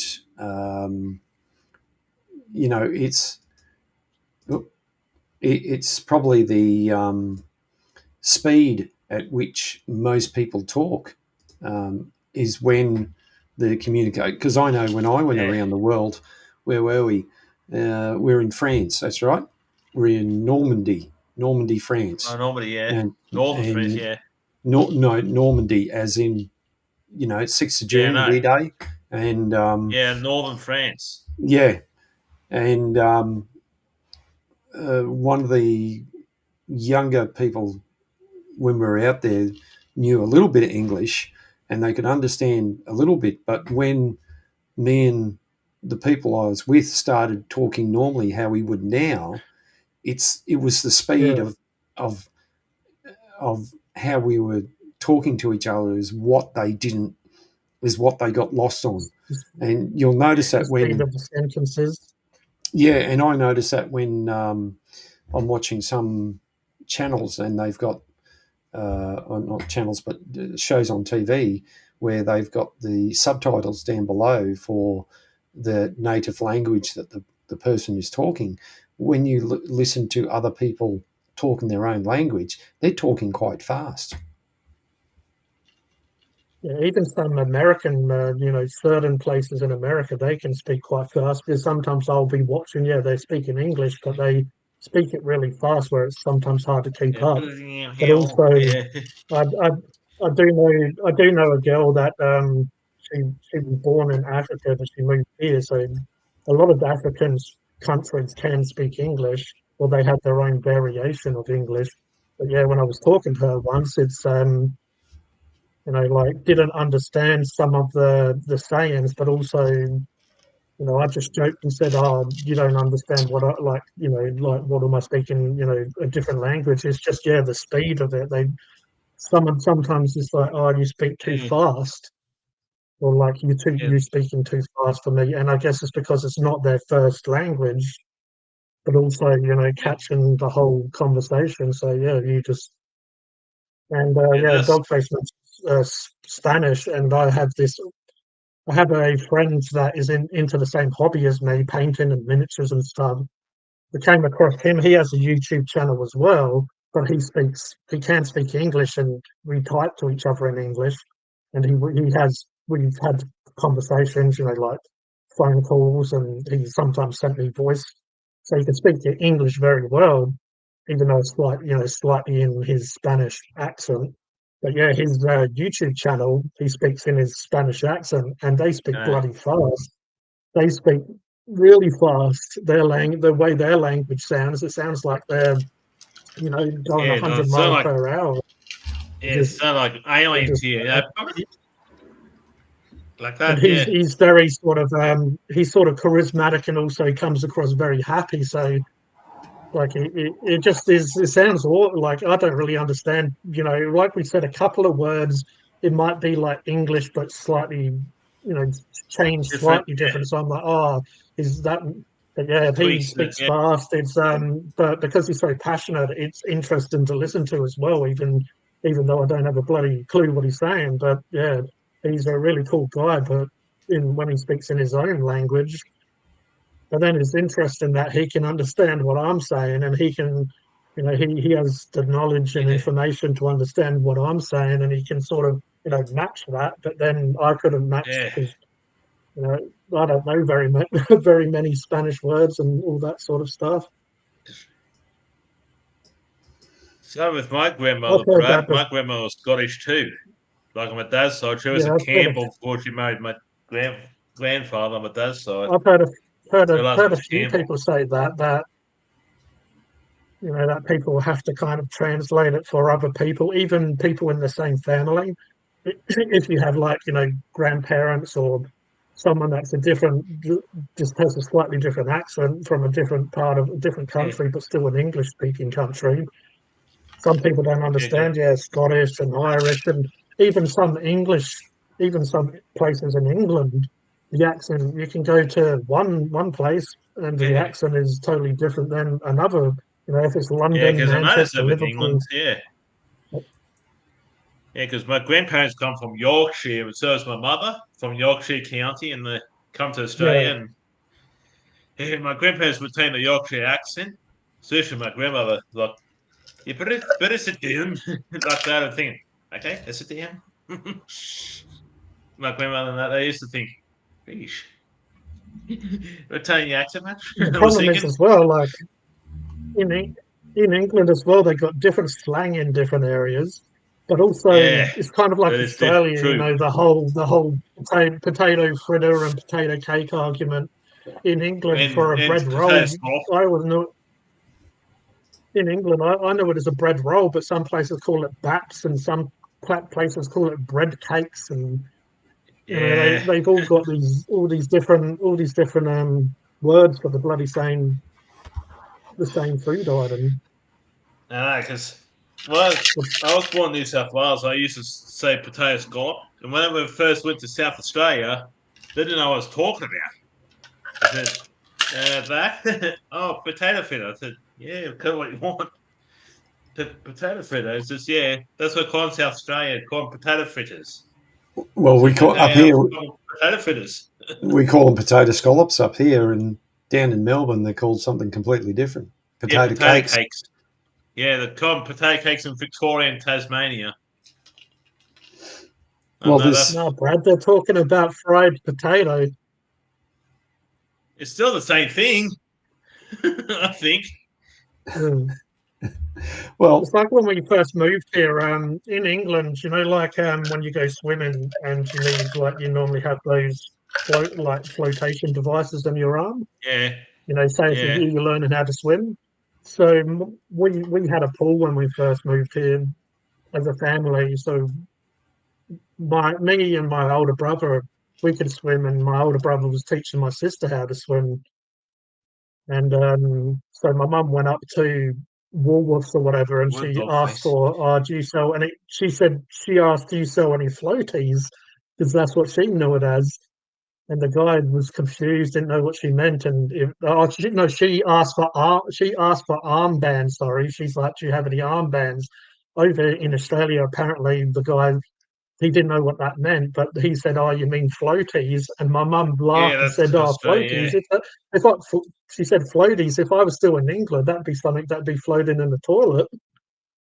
Yeah, because we have two variation of floating device, and also something in the toilet as well.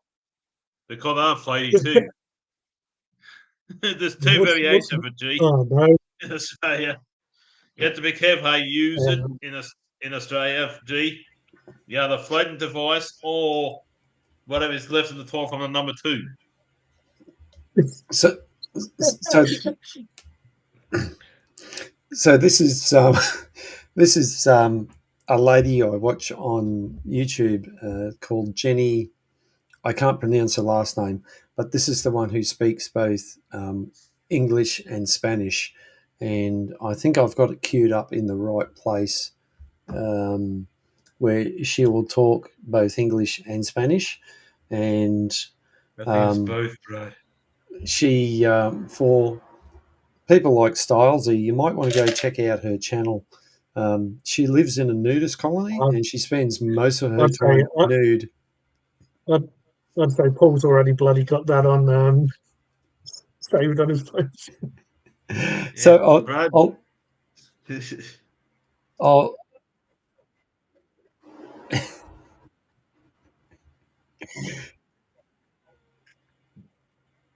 Whoops.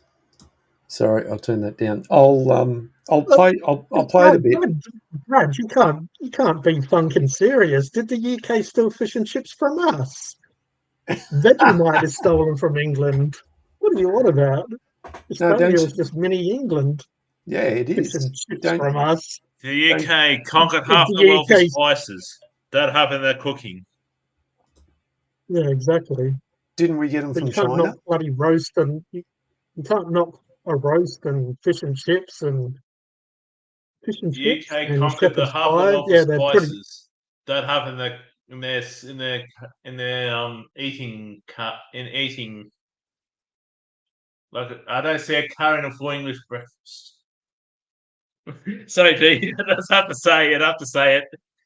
That's breaking balls. Well, we haven't. No, that's okay. Well, we haven't stolen chips and beans yet, so. Not yet. Not yet.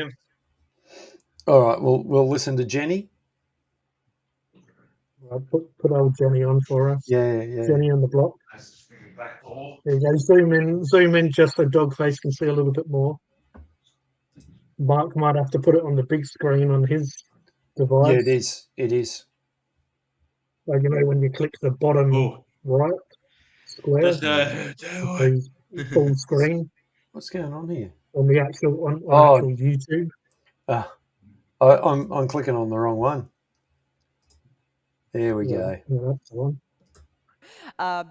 This was very spontaneous, and I'm like, you have so many stories to tell. You need to just come out and tell them. And I love that you guys were so nice and you were inclusive in your conversations. And I know you love paranormal stuff. Speaking of animals, it wasn't even something that I would think about. But meeting somebody that can do that, I think it's just like, wow, yeah, we have unlimited. I mean, we've been talking about this before, right? We have unlimited gifts, really, to be able to develop. And it's just frequencies. It's frequencies that for some it's easier than others, I guess you could say. I don't have that ability yet of speaking to animals, so Allison's going to make sure she teaches me. The first tip would be just don't think you're crazy when you get some kind of message, but that's inevitable. Don't we all think we're crazy if we get any kind of messaging? So it's just be patient, But yeah, for now I'm dealing with the iguana thing. So this is our deal right now. It's like, you're going to negotiate with these iguanas eating my garden, and yeah, it's going to be great for me. But somebody said make an iguana cocktail. What is that? It's just like make a whole bunch of stuff for a little bar where they go and hang out. Remember, these are 2 hectares of jungle, so there's unlimited amount of iguanas, small, big, mediums, huge. But we'll see how it goes. If not, I'll just have to make a more compact greenhouse, guys.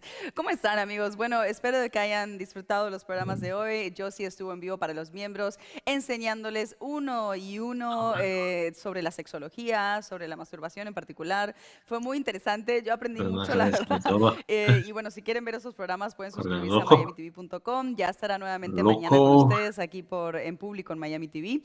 Luego tuvimos a Alison que estuvo contando un poco. Es fascinante cómo escuchar a alguien que tiene dones, hablar de sus dones y hablar de sus experiencias.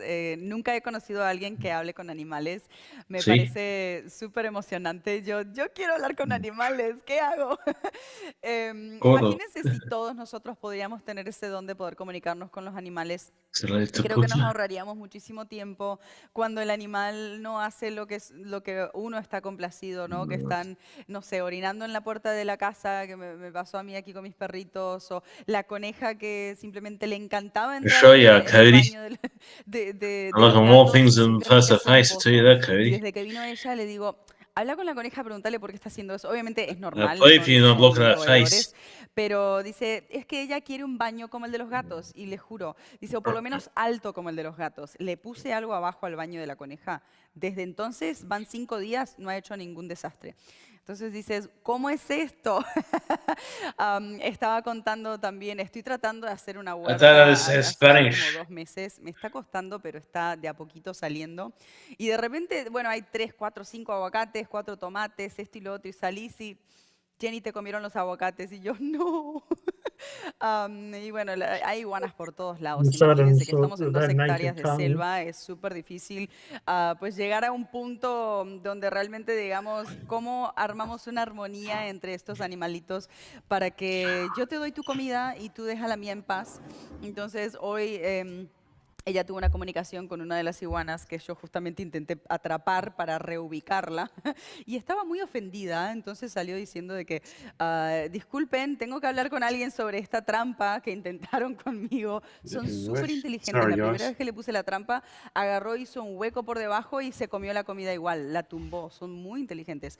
Yo tengo el presentimiento siempre, obviamente, siempre les he dicho que yo creo de que existe un planeta para cada raza de animal en el mundo. Y he tenido comunicación con reptilianos aquí justamente debajo en las selvas de Tulum, en los cenotes, en la profundidad de Tulum.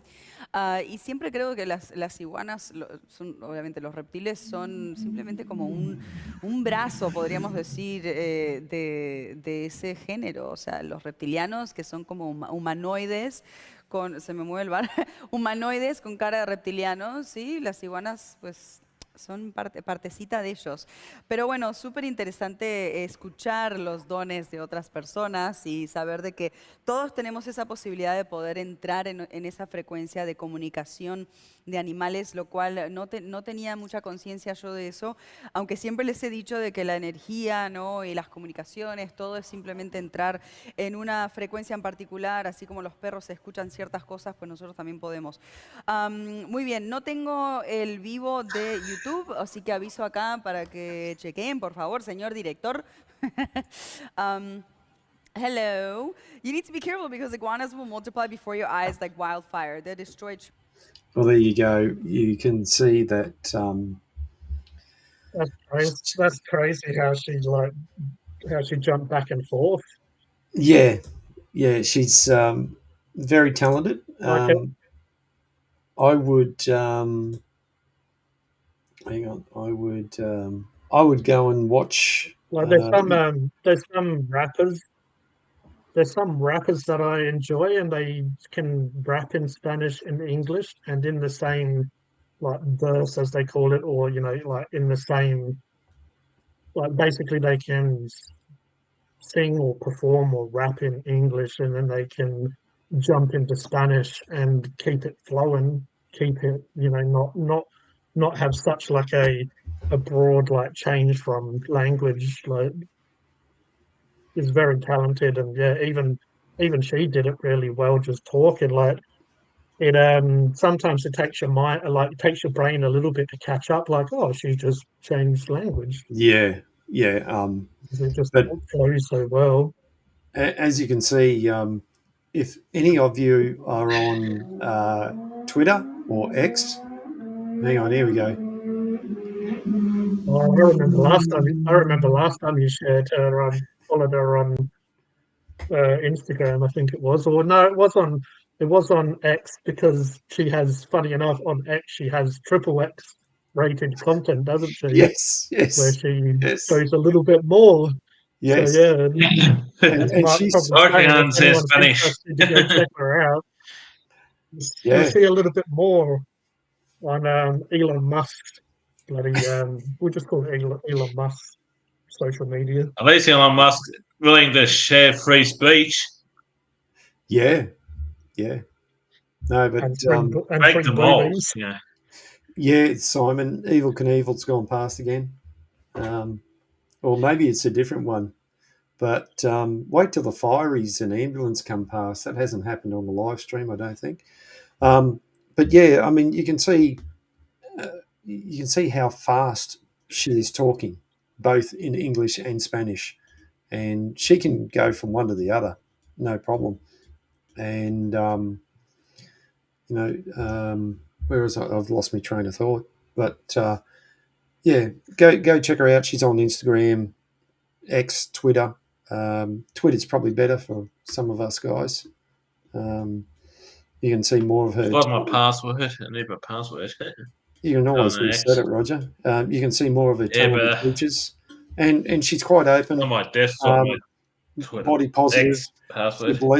She believes in aliens, extraterrestrial. Oh God, I've lost it.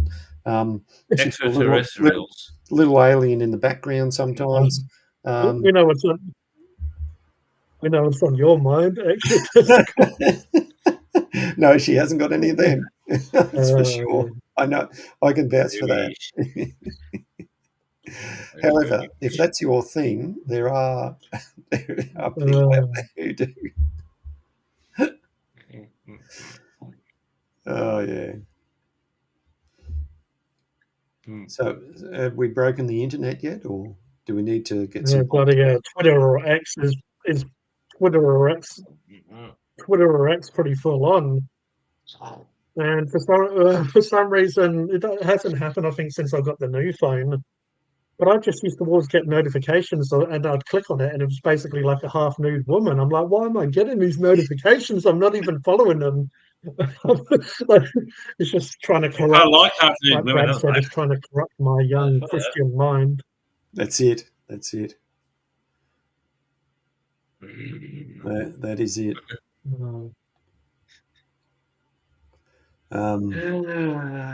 It's just,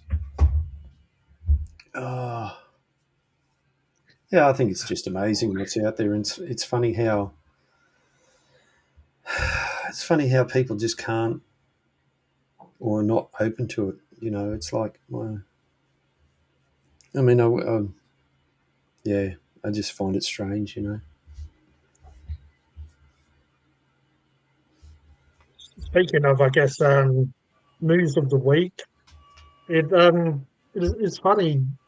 I've always liked Joe Rogan, and I follow him on Instagram and Facebook and stuff. So I sometimes, even if I don't partake in the content, I'll be getting notifications of who he's interviewing and stuff like that. I'm like, it's about time I followed him on Spotify, and I believe I only done it this week. But then he went back on YouTube, he's now putting his full videos on YouTube again. Really? And I finally tried to,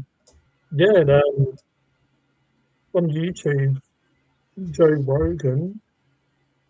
He's got both his shorts in full interviews on YouTube. Dogface. Yeah, because so he's got like the 3 hour whatever, because one person he interviewed is why I'm like, I really need to put him on Spotify, is he interviewed Cat Williams, and Cat Williams in January, I believe it was, the start of the year, he basically broke the internet by exposing a lot of comedians and basically, them selling out and stuff. But he's on Joe Rogan now, so they've got a big interview with Cat Williams, and Cat Williams is a comedian, actor, and stuff like that, but he has chose not to sell out, and people have said he's on drugs and stuff. You know how if people don't want to sell out and be a part of the system, the media, who obviously is owned by these people that want to, push that content, basically he didn't want to, become a part of whatever. Part of us. A lot of these words I don't. Yeah. A lot of these names I don't really like because unfortunately they're basically used against us. You know, they discredit it so much that it sounds like you're loony if you talk about it. But yeah, basically, Cat Williams didn't want to sell out, and they tried to make him crazy, and they tried to make out he's on drugs and all this stuff. But yeah, he's a very interesting individual. And yeah, Joe Rogan's got an interview with him, but he was on Club Shay Shay when he did the other interview I referred to at the beginning of the year when he broke the internet, because for a couple of weeks no one could stop talking about Cat Williams if if you're into that sort of stuff. That's right. It's still they're still to sell at arenas. There's a lot of people that reject wokeness. Or reject mainstream media that obviously just has one sort of agenda, or they only have one direction. They don't want you to have different. But yeah, Cat Williams is a huge comedian that has a huge following, and like Brad said and Roger said, that he still sells out shows and stuff, but he hasn't sold out yet. He hasn't, sold his soul or whatever saying you want to say. What's the reason why Joe Rogan? Cat Williams reckons he's never done drugs. Now, as well, you have to remember someone might look like they're on drugs when they're being hassled and they're anxious and they're being stalked by, journalism, like paparazzi. If you're a little bit upset, stressed out, you're going to not look yourself. You're going to look a little bit ragged or maybe a little bit flustered and a little bit, like all the rest of it. But Cat Williams reckons he's never done drugs. So what was you saying? I was just going to say, what's Joe Rogan's reason for coming back on YouTube? I mean, have they offered him some sort of a big deal, or? I haven't looked that far into why he's back, but as I said, it was very funny how I'm like, I only watch sometimes the little clips and stuff. Spotify deal was up. Well, there you go. Because that Spotify offered Joe Rogan a huge amount for there. But I mean, if you look at this, basically, some of the guests, Cat Williams it's been one day and he's already got 6.7 million views for the Cat Williams one. Yeah. I wonder how much it's got now, Club Shay Shay, because that interview got a huge. So this has been out for 1 month now, but the Cat Williams Club Shay Shay interview's got 60 million views.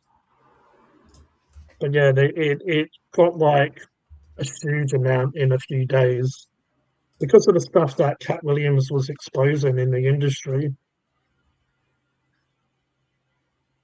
All sorts of stuff. But that's a 2 hour 46-minute interview.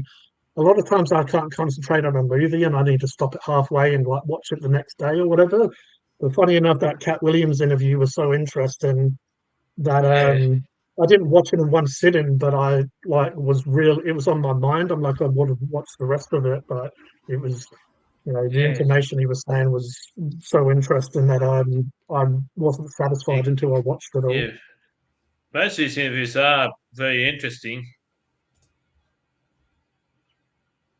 Like his interviews are always interesting in that Joe Rogan's. That's why I always watch his interviews and listen to him. Yeah, Joe Rogan is I like as well as laid back. And Club Shay Shay, I've only, to be honest, watched the Cat Williams one, but there are other guests he's had that are quite interesting. But I like how both of them do interviews, and other people do this as well. But they'll have like alcoholic beverages, or they'll maybe smoke, or just have snacks and stuff. And like it's very professional, the setup and all the rest of it. But also they make their guests feel very welcome. Another interview I really like on Joe Rogan is a rapper that I like from Philadelphia, Vinny Paz. He did an interview with Joe Rogan, and Joe Rogan likes his music and stuff. But Joe Rogan has some very good guests from all walks of life, whether it's science or entertainment or. I know. And I agree with you, June, not saying what Dogface said.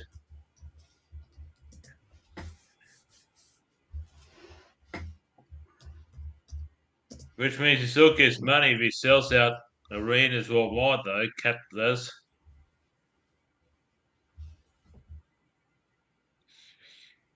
Was EVE? Why didn't this tell me that?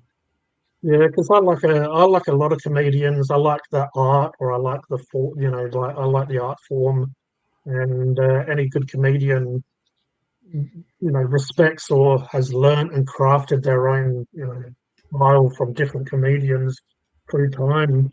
So Cat Williams is definitely one that is very respectful of the comedians that paved the way. But if you look into the Club Shay Shay one, he goes into people like Steve Harvey, Cedric the Entertainer. He goes into bloody Kevin Hart, because he was saying that Kevin Hart is an industry plant that was planted there to obviously kind of replace Cat Williams in a way. And he makes some good points. But some people like Kevin Hart, they come out of nowhere and they instantly have really good success. They're all of a sudden in really popular movies right away. And you can also kind of tell who sells out because they're just everywhere. Like I used to really like Dwayne Johnson, The Rock, when he was a wrestler and stuff, but clearly he's most likely done some dodgy things to get in the situation he's in now, because they'll just bloody put him in anything. They'll just put him in any bloody movie. And yeah, some people can be successful in movies, but when they're just, and a lot of these actors or entertainers, they get to the point you kind of get a bit sick of them. Like, oh God, why is he in all this stuff? You get oversaturated with it's just too much, but it doesn't ever stop. And Kevin Hart's the same as well. He's just in stuff that he shouldn't be, really.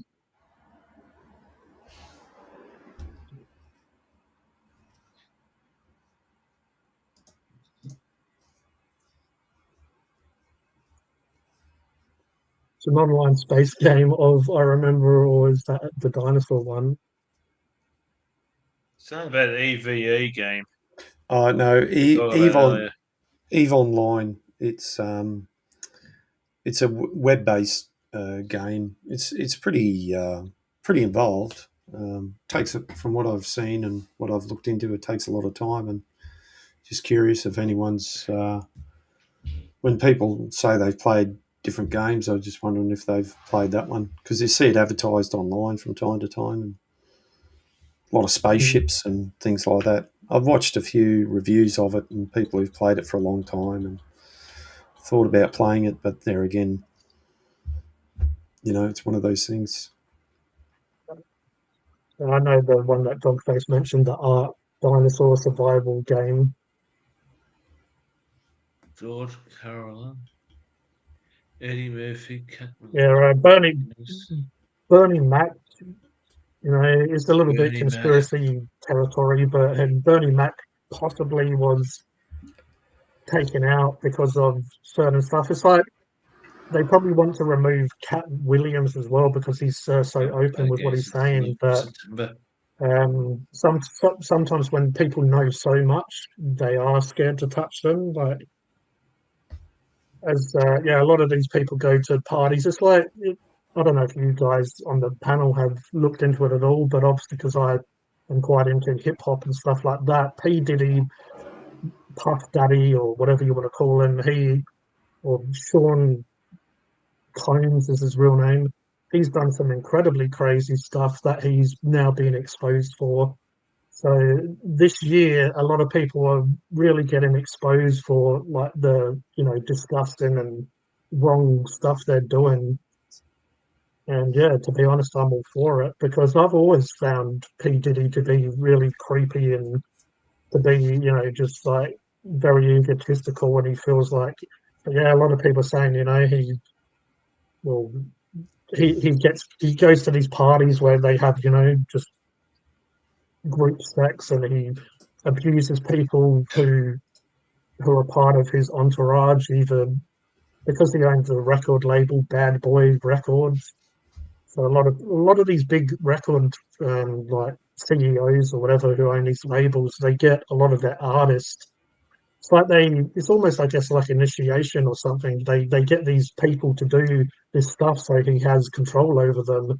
Yeah, people like it sounds like, in the information I've looked into, it sounds like P. Diddy's abused Usher when he was a kid, and Justin Bieber when he was a kid, and you know, there's lots of interviews that I've looked at way before it's been exposed, like years ago, that the person who he's with, like P. Diddy, will be acting all like, oh, happy and stuff on camera, and then the person like Usher or Justin Bieber or other people will be acting very weird, like, you know, they've just done stuff that they didn't want to, but they kind of a lot of people do this. Like Harvey Weinstein, you know, to get into his production company, you had to do all this crazy stuff.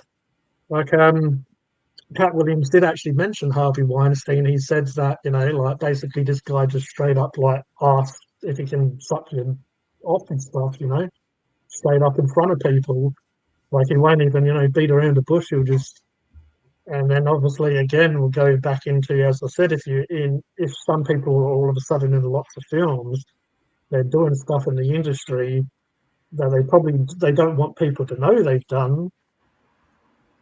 But yeah, sometimes it's the way to get in, get your foot in the door. And Brad kind of touched on it before about, you won't see Cat Williams in big, huge production companies, or, you know, he won't be involved in huge films anymore because he's chose not to. But one person that is another person that sold out was the rapper and actor Ludacris, who's in lots of Fast and Furious films. Cat Williams said that it was either him or Ludacris who got the deal given to them. You know, they get like, I think, 200 million, and they'll be involved in 10 movie deal if they do all this certain stuff. And Cat Williams turned it down, and Ludacris, from what Cat Williams said, agreed and accepted it. And what he said is true, they both of them had these big afros or big hair with these sideburns with points on them, Ludacris and Cat Williams. And one of the for some reason one of the parts of the deal was you have to shave your hair and get rid of the sideburns. And after Ludacris did sell out and do that, he got rid of his afro and cornrows, because you can obviously either have your hair in an afro or hair in cornrows, depending on how it's done. And then he got rid of the sideburns, and then he was in Fast and Furious, and they've up to about 10 films.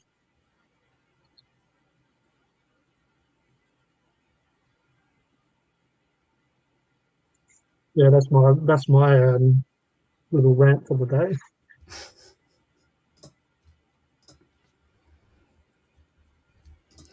It's good cases I plan to take. I was just looking on YouTube and the amount of stuff that's out there, you know, and yeah, it's crazy. I'm thinking, geez, do I really want to watch this stuff?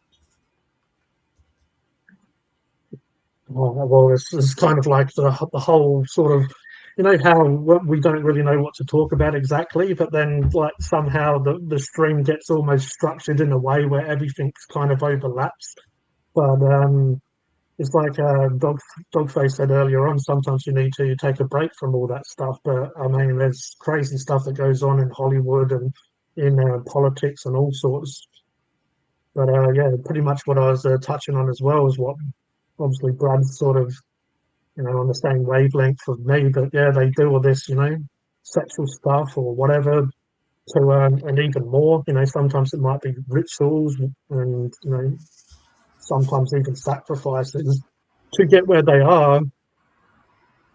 And that's what they mean by sell your soul and sell out, because you obviously do some really extreme, crazy stuff that normal people wouldn't want to do.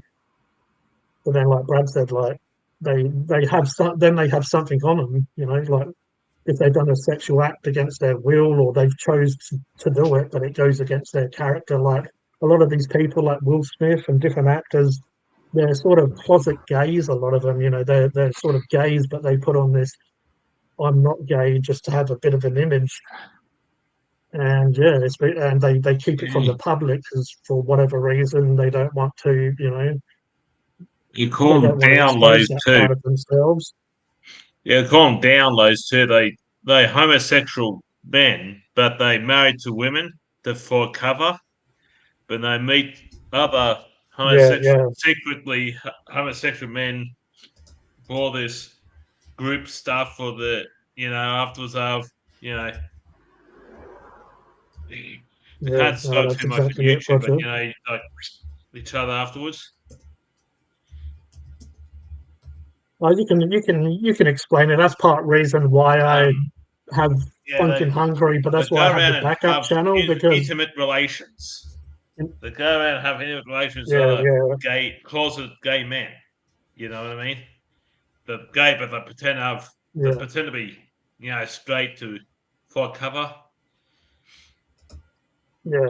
They're called closeted and then homosexuals.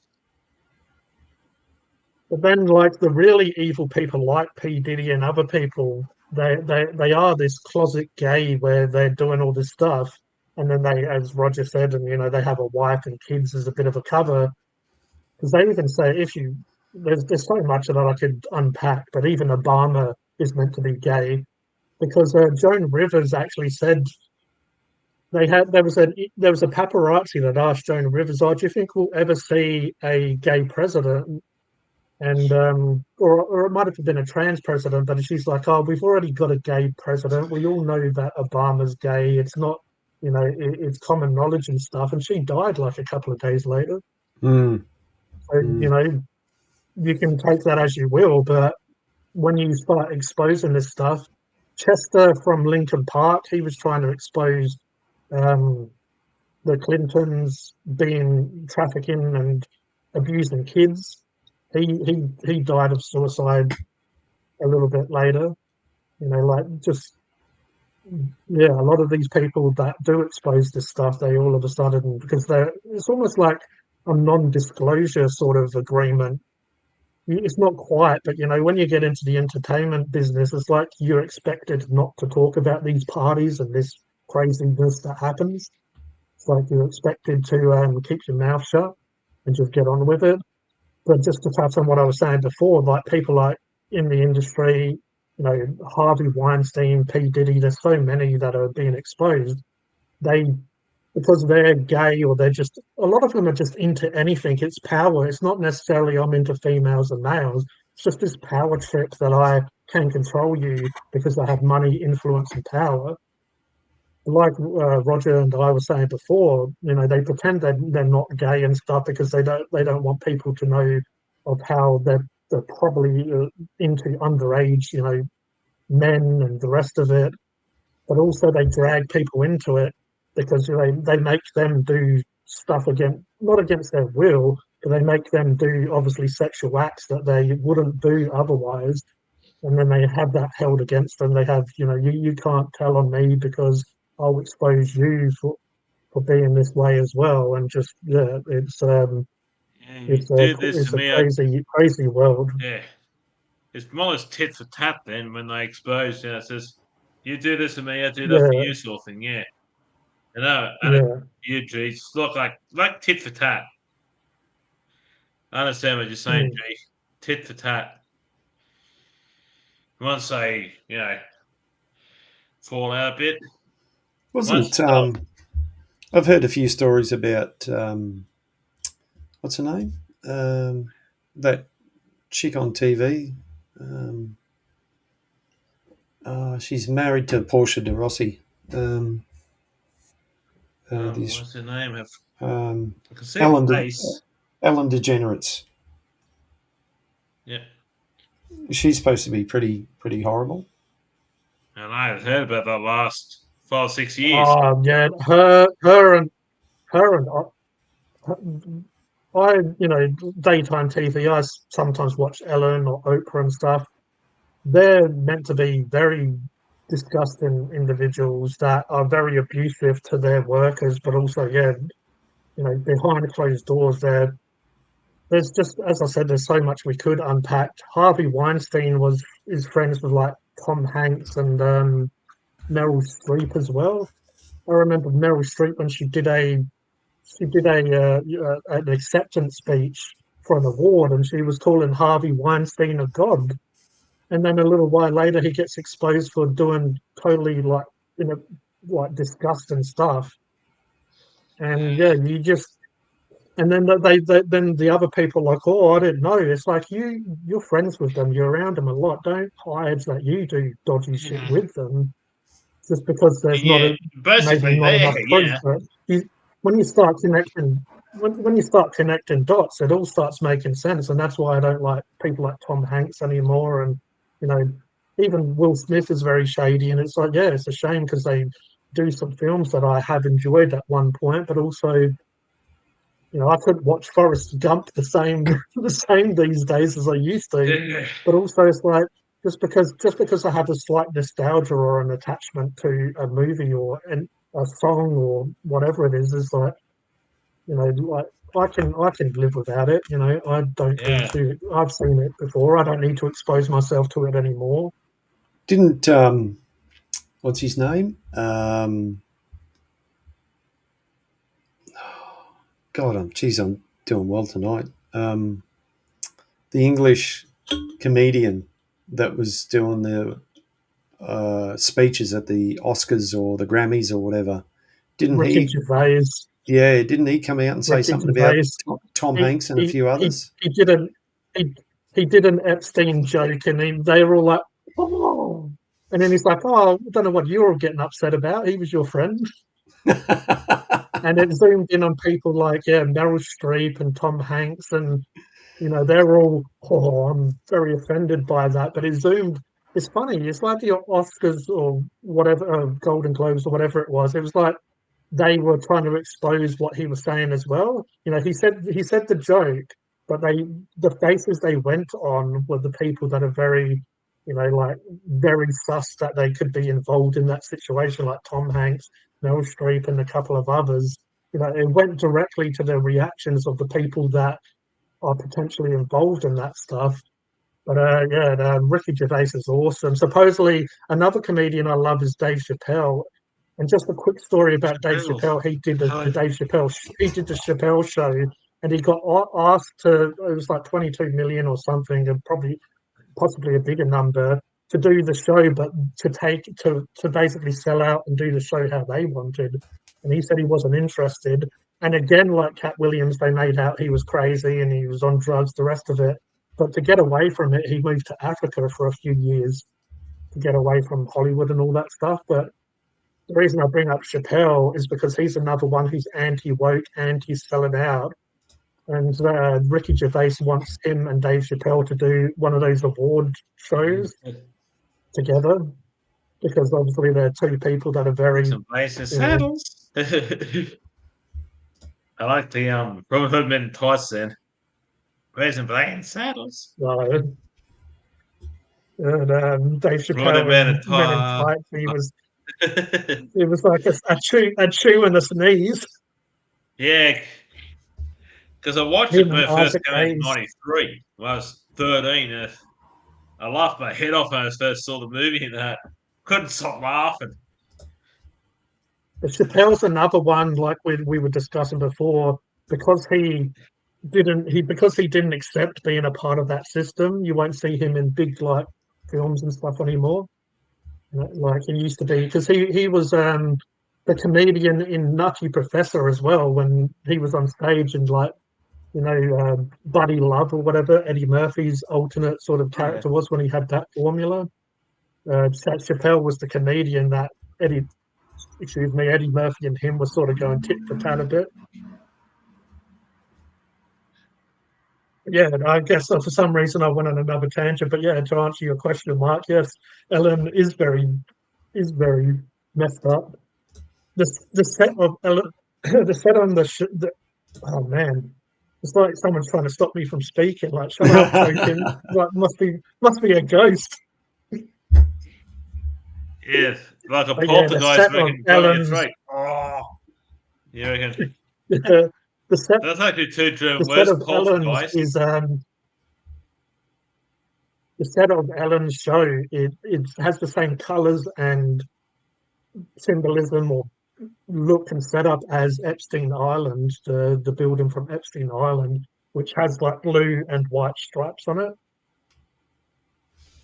And if you look into the blue and white stripes, I believe they have meaning and symbolism. It's just like how the black and white checkers is a Freemasonry, symbolism or design, like the chessboard. But a lot of times when you see that, it's Freemasonry. Oh, he's on the. Is that Woodstock? Woodstock. Yeah, because I used to like that. Because Dogface saw Jack or Woodstock. So, yeah. You're right. You're right in the second one there, Dogface. Yeah, and what Brad said is very true. It's like if you want to make it in this industry but not sell out and be a part of this weird agenda, this weird sort of satanic, like Babylonian, whatever they have going on, which is just obviously craziness. And if you look into Bohemian Grove, you'll kind of know what I mean.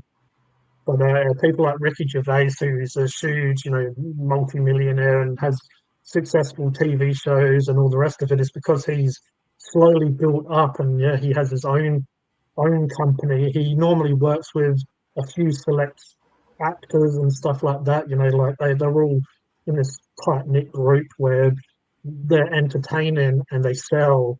It's kind of like some music artist. If you're independent and haven't sold out to a big label, you can get big now on platforms like Spotify and YouTube.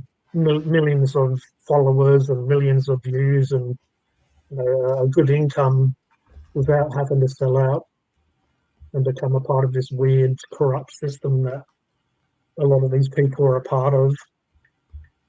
And unfortunately, it's like going full circle again. It's when you look into this stuff, sometimes it just does your head in. But someone that you admired or were entertained by could be like very corrupt in this system, unfortunately, to get to where they want. Yeah. It's like a lot of things. Once you get involved, you really don't know until you stop getting up. When you start getting up into the the so-called higher tiers and things like that. I'm sure there's things going on in other groups or organisations. I won't sort of. I'll leave it as a broad spectrum as that, but I'm sure you can think of the types of organisations I'm talking about that do all sorts of funny things, and it's just crazy. Yeah, you don't want to be like that Plonker G that just throws out all these names and events and stuff. But, all of a sudden, where did that bloke go?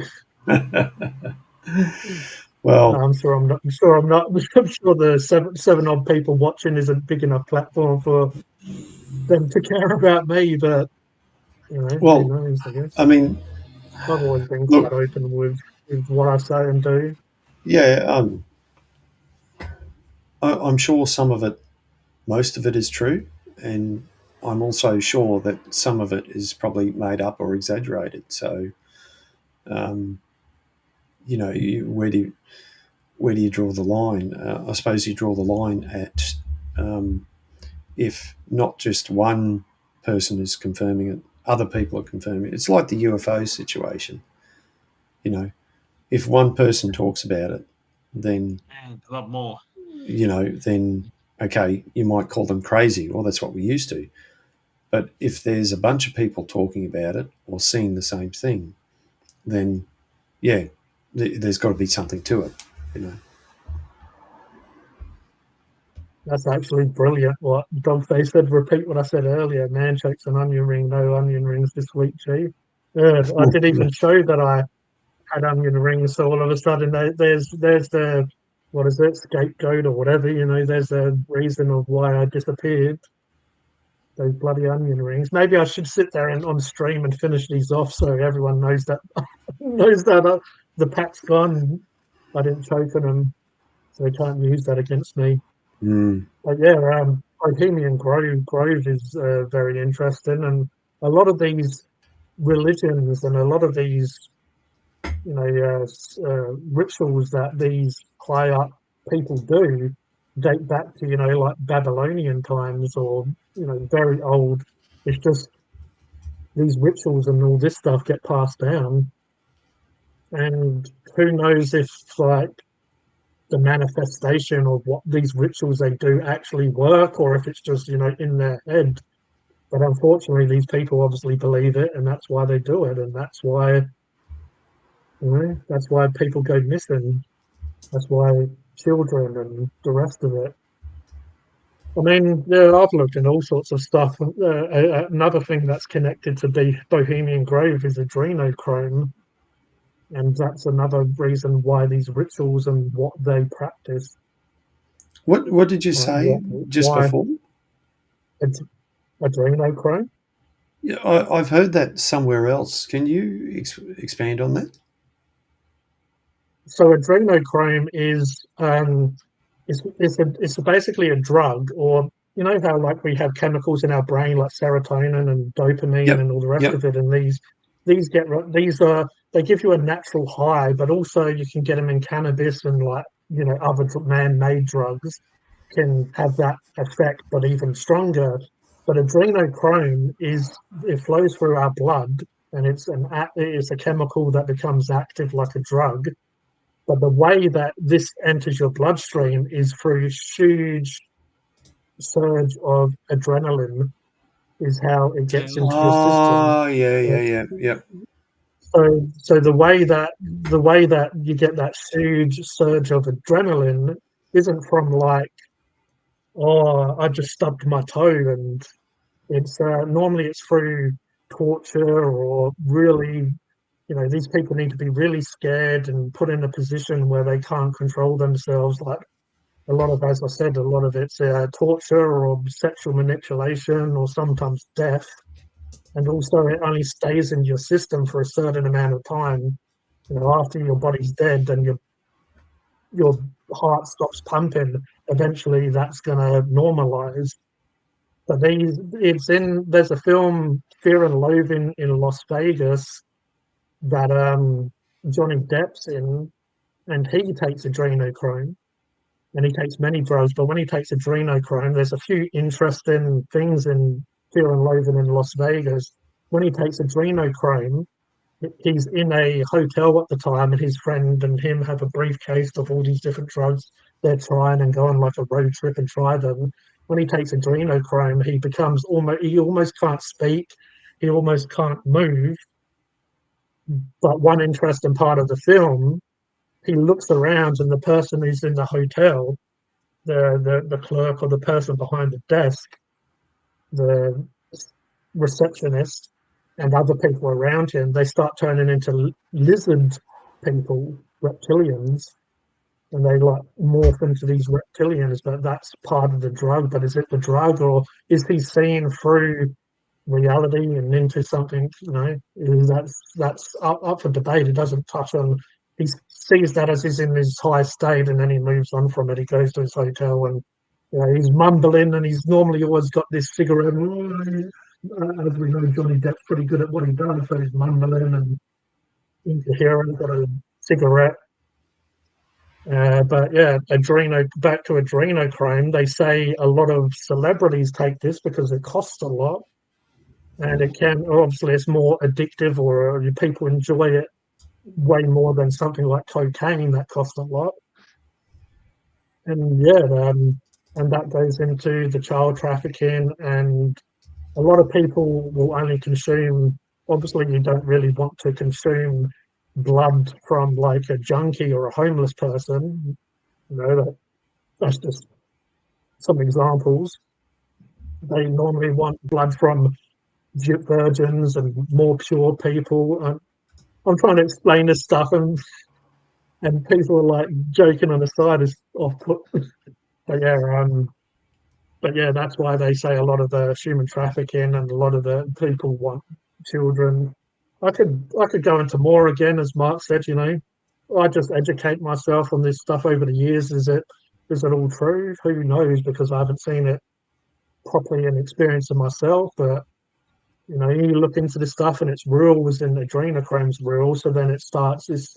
You connect the dots again, and you start wondering how they harvest this stuff, because there's meant to be, like almost factories or whatever where they can harvest this stuff, because when people are rich and they have power and they want a drug, and it's not like you can just grow some weed or some dude cooking up some crack or some cocaine or whatever.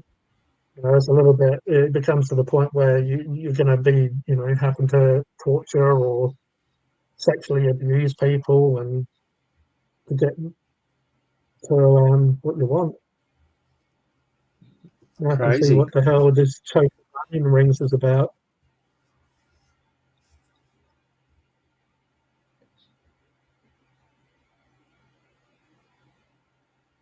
Yeah, you're absolutely right, Simon. By the time we hear about something, they're probably onto something else completely different.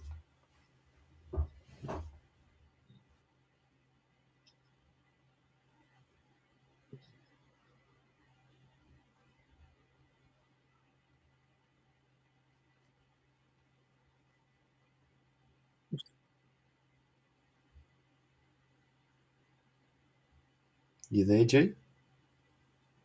A lot of these pay. That's funny. I'm not sure if you froze up or what. So you know what I'm saying, G? For me? Yeah. Yeah, you're the only one with Crunk and Hungry.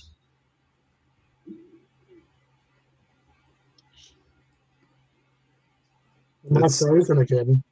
No, you're right now. I thought you might have been at one stage.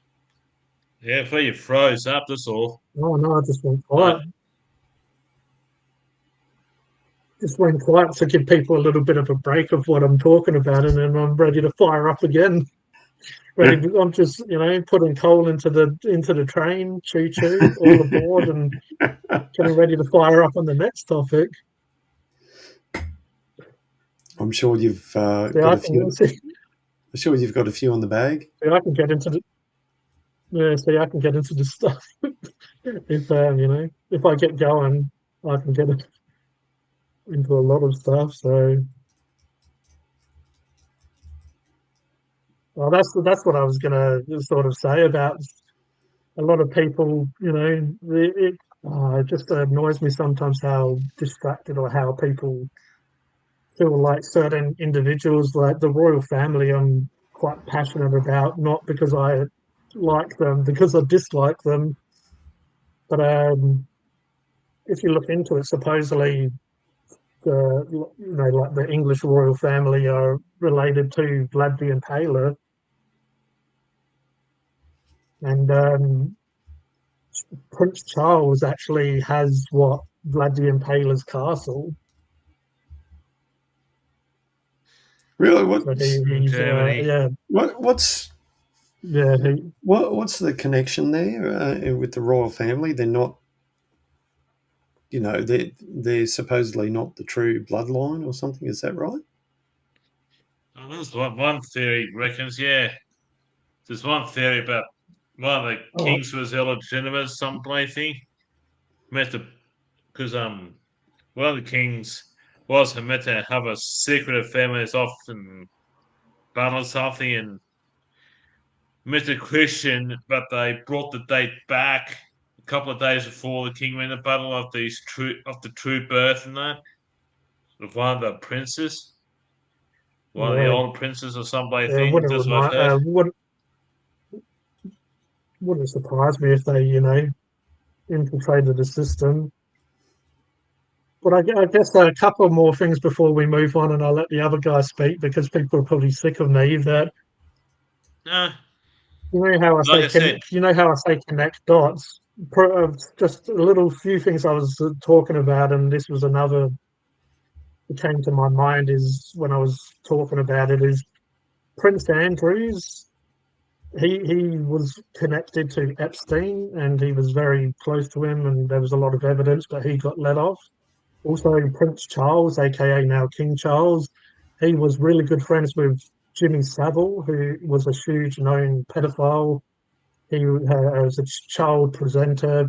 He manipulated many children. He also used to volunteer at a mental hospital where he used to people that were not able to, defend themselves. Sometimes people that was even strapped to beds or so mentally disturbed and all that stuff. He used to go in there and abuse them.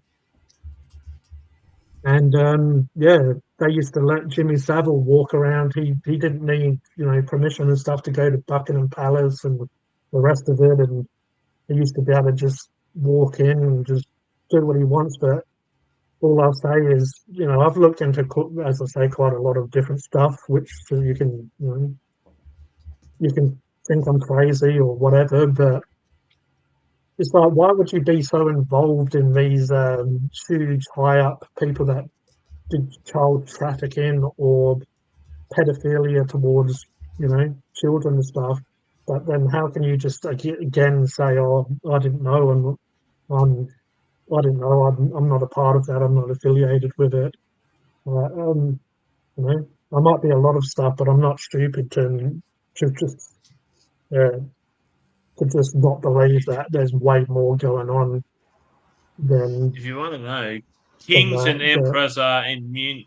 Yeah, kings and emperors are actually immune from prosecution. They are, so they can do certain things and get away with it. So they won't see King Charles prosecuted if he have anything to do with it, because he's king, so he's immune from certain laws and stuff. So you won't see King Charles prosecuted for anything while he remains king. But while his brother Andrew can. Prince Philip, even though he got let off, even though there was quite a lot of evidence. These if you look into it, these people are definitely very evil, as in natured people. If you look at if sometimes Princess Diana, she said quite a bit of truth about what goes on behind closed doors.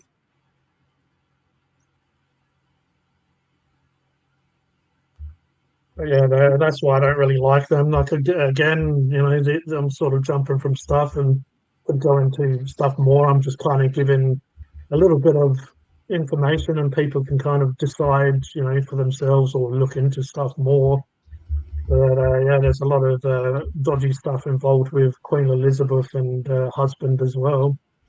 They went to a lot of like African and different countries where they're looked at as like gods and stuff, but they don't just go there and do the right thing. They go there to manipulate the system, which they can.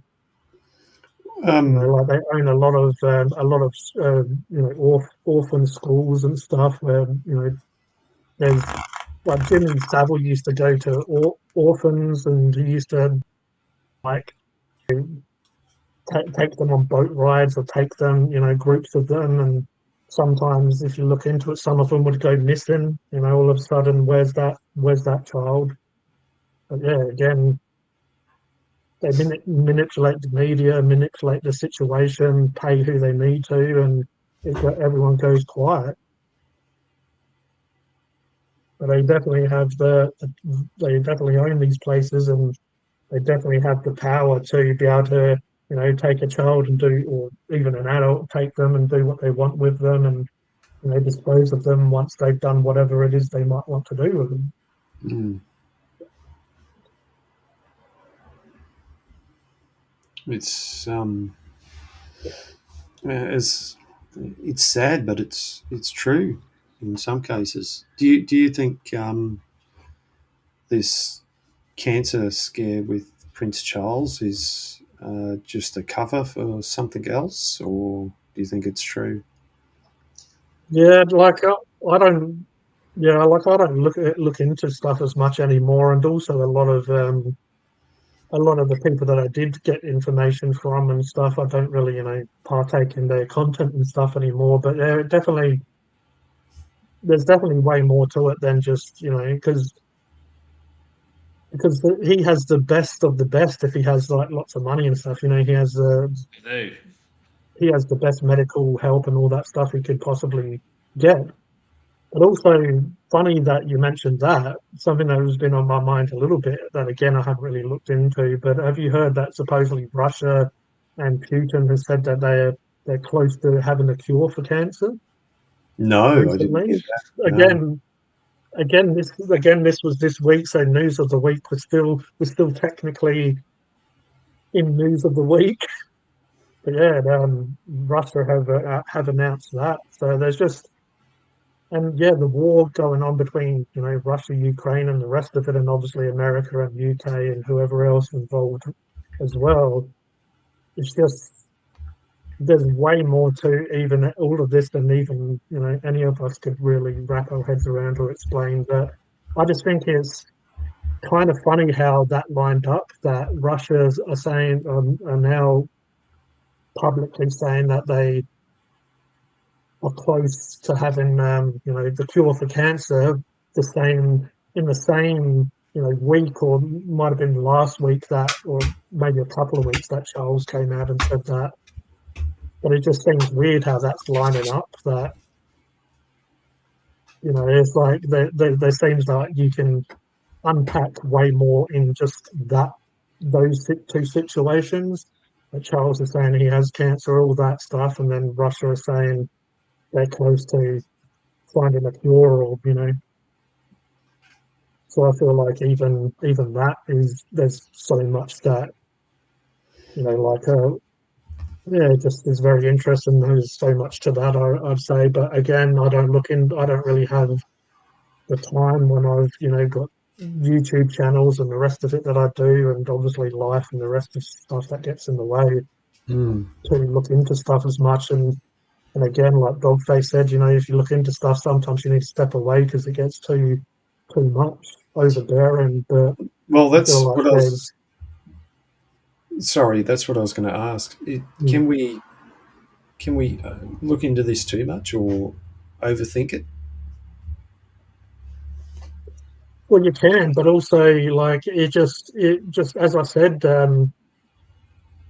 how can it be such a coincidence that Charles is saying he's sick of cancer and Russia is saying they have the cure for it, or they're close to having it? It's just, and again, if Charles has so much power and influence, how can and he's sick and all this stuff? There's definitely way more to all of that situation. Well, that's much very more. very similar to trying to think of it now, but it's to do with the Wright brothers. Some famous or smart person back in the day said, "Man will never fly," and like a day later or the week later, the Wright brothers did their flight. Manned flight, and there's been plenty of examples where people have said, "No, this will never happen," and next thing, hey, we're doing it. So yeah, I don't know. Like you say, G, you're absolutely right. You're concentrating on your painting and a couple of channels to run and things like that. I've got stuff going on here at home. I work a day job. I look into some crazy things sometimes, but I think I can. This is fair to say that the stuff I've learnt tonight or heard from you guys tonight, that takes it to the next level. I'm going to have to look into some of this, and I'm definitely going to watch that Joe Rogan interview with Cat Williams and listen to that. Well, don't get me started on cloning, Mark. I haven't asked you about that, G, but the Chinese are already doing it. Yeah, no, just when you were saying stuff up. Oh, yeah, there's a lot that I could unpack. I think that's probably for another night, but yeah, just there's a lot involved with that as well. And again, I know a lot about it, but then I'm not saying that I'm not, like this is actually definitely happening, but I have looked into it a lot because it's an interesting topic, and I've looked into it where, yeah, there's a lot of political stuff involved with it and a lot of different stuff. But yeah, that's just a lot of these on the UFO side of things. There's a guy out there called Bob Lazar. You may have heard of him. Now, 30 years ago, yes, I have. Yeah. 30 years, something like 30 years ago now, he told this story that he was involved in reverse engineering a flying saucer at a place called S4 at Area 51. Now, his story has been picked apart left, right, and centre. Some people say he's telling the truth, other people saying he's absolutely lying, all that sort of stuff. What I find interesting is that the people who say, oh, yes, I've looked into his background and he's very shady and, absolutely. There is some questionable things about this guy. But he has also stated things that have, look at 30 years later on, and now in some cases are being verified or vilified, however you want to put it. But a lot of the people who are saying, no, he's a lie, it's all made up, they never go and talk to these people. They only do the so-called research, 5 minutes on YouTube or something like that, maybe a bit more. And I'm guilty of that. I've done that. To me, you really need to sit down and talk to the person yourself and see what you can find. And you might have to. I'll just call up King Charles. Okay. I'll just say the point. Sometimes I don't know. I just think we should spend a bit more time talking to the actual person. If you want to disagree with them, but disagree with them in front of them, to them, not make up some sort of story. And I don't know, that's just me. But yeah. They were pretty good stories though, weren't they? Yeah, look, I can sit down with some of those lizard people and have a conversation. Lizard people. Yeah, I don't know. I just think we should spend more time talking to each other face to face, get a better understanding instead of hiding behind a phone. Bloody Charles is probably just sick because he's probably just shedding his new skin, or shedding his old skin or whatever. That came to mind, though, saying, or some of this stuff that I was going to say before is I've looked into the Rothschilds, which is a huge influential family that has done a lot of stuff behind the scenes. Not many people nowadays, a lot of people are quite open and understand quite a lot, like they're people, I guess, with the internet, but also just so much information coming out, people are starting to wake up or want to educate themselves and stuff. But yeah, 10 years ago, almost most people wouldn't know who the Rothschilds were that I would, interact with. But he died recently. But or possibly died, they had these underground bunkers, those deep underground military bases. They have basically cities and stuff underground and stuff these days that, who knows who didn't just go and have a retire instead of retiring in Hawaii or, the Bahamas. He's probably just gone into the underground base and living his best life, as the kids like to say.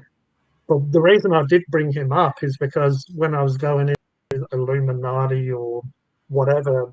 Have you ever seen some of these like ritualistic dancing and performances that like Rothschilds and other people watch? No. I mean, I'm not necessarily going to say they're bad, but they get women they sit there here. I think Simpsons have depicted it because Simpsons do depict a lot of stuff, or show a lot of stuff, but they do it in a jokey way where like it's real, but it's humorous on the Simpsons. But yeah, they have these like they sit down and they just get these women and hardly any clothes to perform for them and all this sort of stuff. It's really, I don't know, like I like women dancing and performing like any other person, but it just is very creepy when it's them. And that goes into some of the homophobic or the homosexual stuff that as well, because it's like funny, like back in the day, a lot of theatre and stuff, women wasn't allowed to be a part of that, so they used to get the men to play the women. And when they used to do that, some of the sex scenes and stuff was like man on man and stuff like that. Everyone's tuned out from me and talking in the bloody chat. And all right, I'll calm down. What did everyone say? STFU or whatever. So you said you like women. Just have a look at what I've got on screen there. Is that ritual? I have. Is that ritualistic? I'll put it on the screen I'll put it on the screen in a minute. I'll just let the dust settle from all the stuff that I've said, and then we'll get back in the show. A lot of influence in Europe, not only the UK, across mainland Europe too. Germany, Austria, where they originally come from. They own a lot of Italy, Spain, UK, Ireland, UK. Mostly the banking and whatever else. Didn't the royal family borrow some money from the Rothschilds or something? Depends if they need anything from banks or not.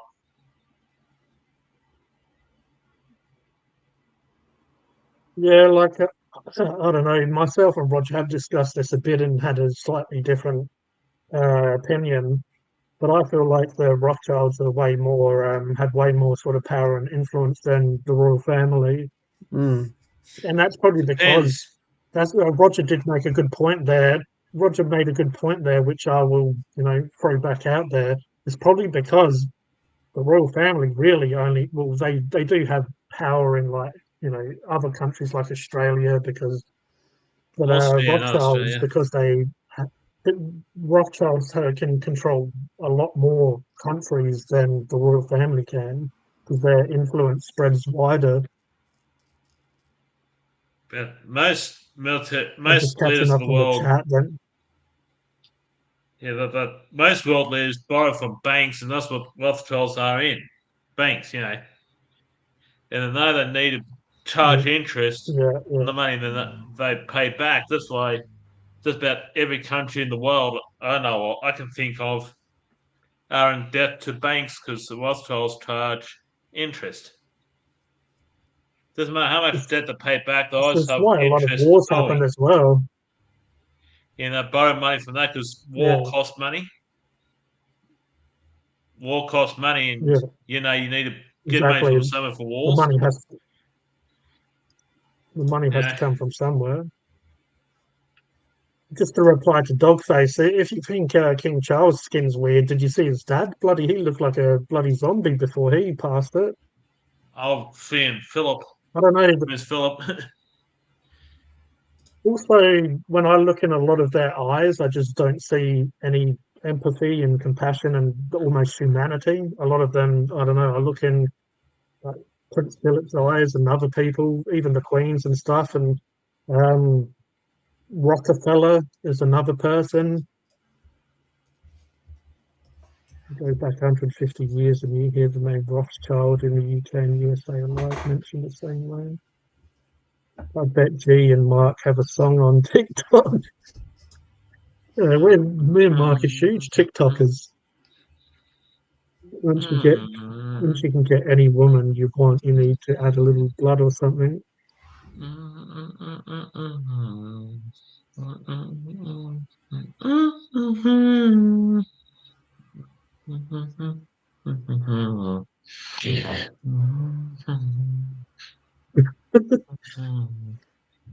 Bloody, anyone remember Rockefeller as well? Bloody, he looked a right mess. But I think he had like seven heart transplants or something before he died. Really? Some of that. Bloody, talk about vampires. Mm-hmm. Right then. All right. No, I'll save some more. We'll call these G rants. I'll save some G rants for later on. But there you go, Mark. Fire it up. Let's have a bit of light entertainment. I think choosing the right one. Yeah, I've got the right one. Here we go. When you're ready, G. We still need to go. Oh, bloody hell! Pause it on that. Or is it live? I can pause. Yeah, we need to. We still need to go to Sid Squad, and I still need to go on Sid Squad and give my donation like Buffalo Bill to get more subs. I've noticed Buffalo Bill's got a few more subs since. I reckon he must have done another dono. But anyway, this really caught my eye, and here we go. Yeah, he's almost he's almost 800 now. Really? At least Paul likes it. Yeah, at least Dog. Oh, it looks like a few of the guys didn't mind it. Which what, the rant?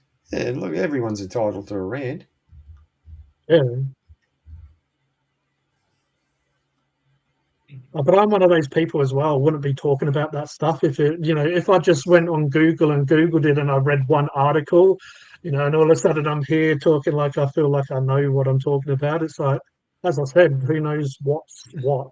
But who over the years looked into who crashed their car? I think it was Rothschilds. Oh no, Prince Philip. Oh, that's right. Yeah. Before he died, he was doing all this. Yeah. Yeah, didn't Hillary Clinton bloody kill someone or something with a car once? Yeah. These people, they're all on that adrenochrome, as I was telling Mark, and they're just bloody spaced out. They're space cadets. He probably thought he was in a spaceship flying around, and all of a sudden he crashes into a Stobie pole or whatever. Oh, whoops! Where'd that come from? Bloody that adrenochrome just kicked in.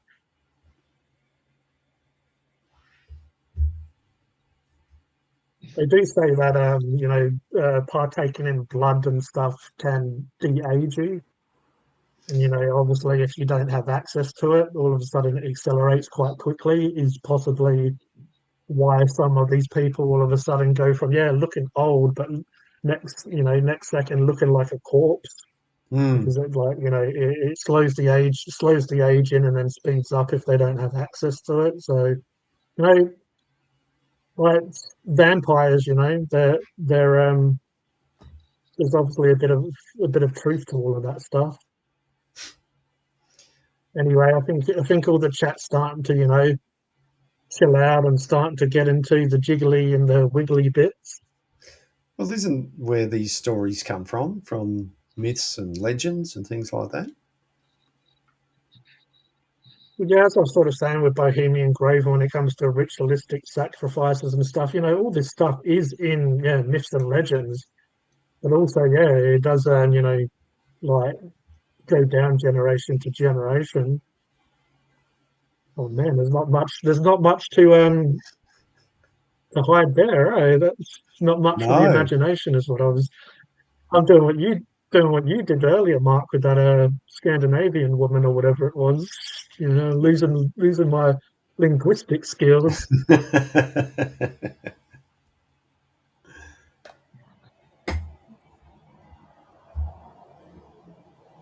Yeah, but I think this is a fairly good structure for the stream lately. Like we get into we get into a bit of silliness at the beginning. We get into some really deep stuff, and then we start finishing it off by a bit of light entertainment. We can just enjoy, as we said last time we watched this. Sometimes it's nice to chill out and just enjoy the good stuff in life, even if it's just some extremely attractive women. It's like when it comes to aliens and stuff, we don't need to worry about. Oh, we don't need to worry about aliens because some of these women, bloody hell, she doesn't look like Janet. She doesn't look like Janet down the street. Where are these women? It's like they're shipping them in from a thing, isn't it? Women are from Venus and men are from Mars. Well, we almost got a bit of a JJ. Yeah, I think he already did.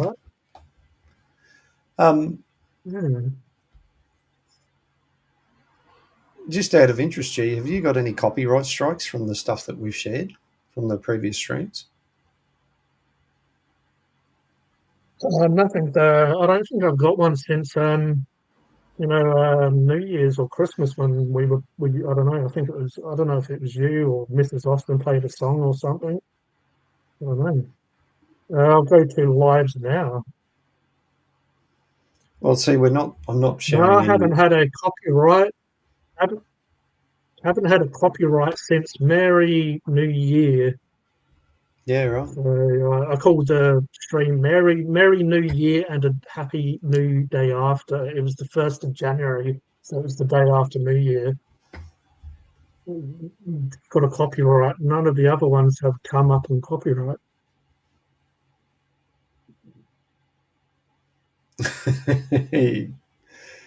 Yep, that's it, Simon. You got it on the head there.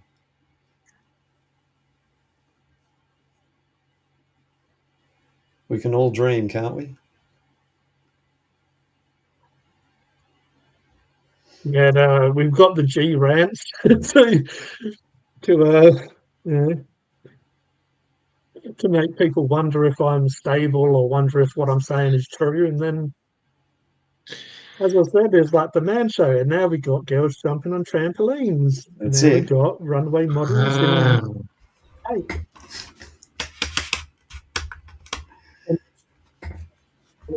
It's funny. Royal Port of New very well.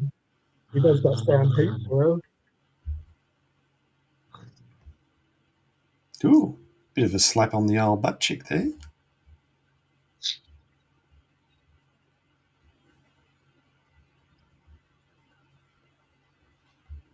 All right, now I've had my rants. I need to get a cup of tea into me. I'll be back in just a couple of minutes. Righto. I think we've all got our we've all got our heroes. I think this dude in the glasses is my new hero.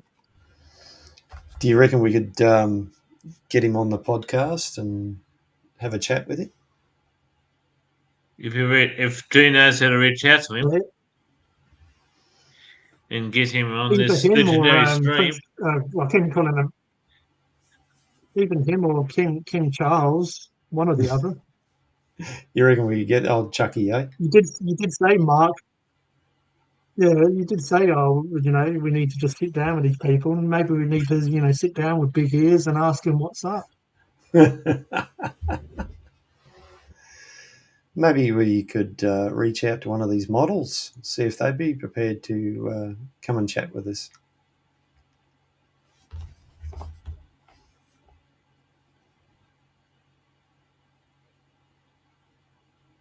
Maybe we should start advertising, looking.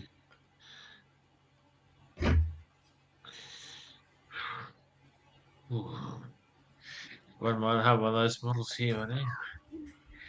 Have a look at this guy. He's got the shirt on. He's got the pants. He's got the, the old namaste. Thank you very much. No, Brad.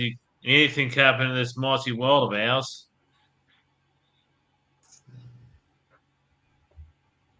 Yeah, pinch.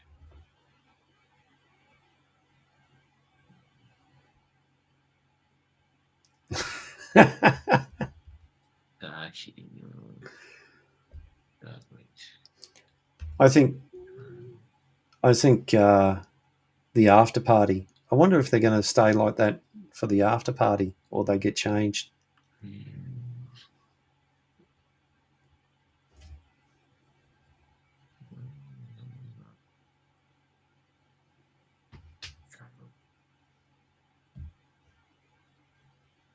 We can only dream, can't we?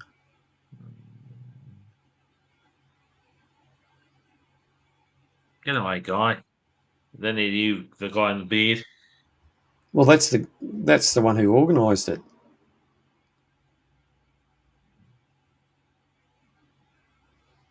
He's happy.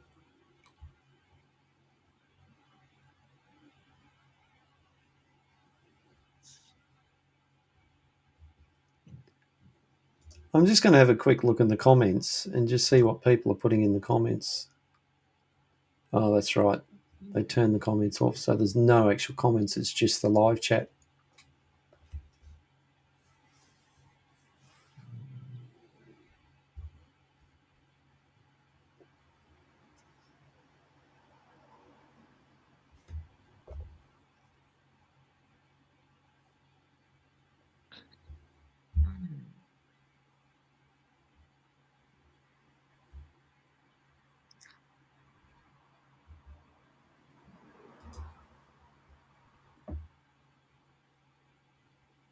You'll notice one thing YouTube's doing. I've heard people talk about this, that live streams you can't comment, which is crazy. You can only comment after the fact. I think it could be to do with the way the channel's set up. I'm just going to put the audio on and just see what they're doing or what they're saying.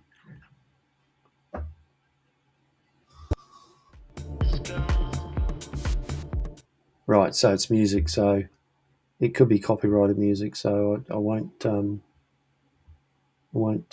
it on.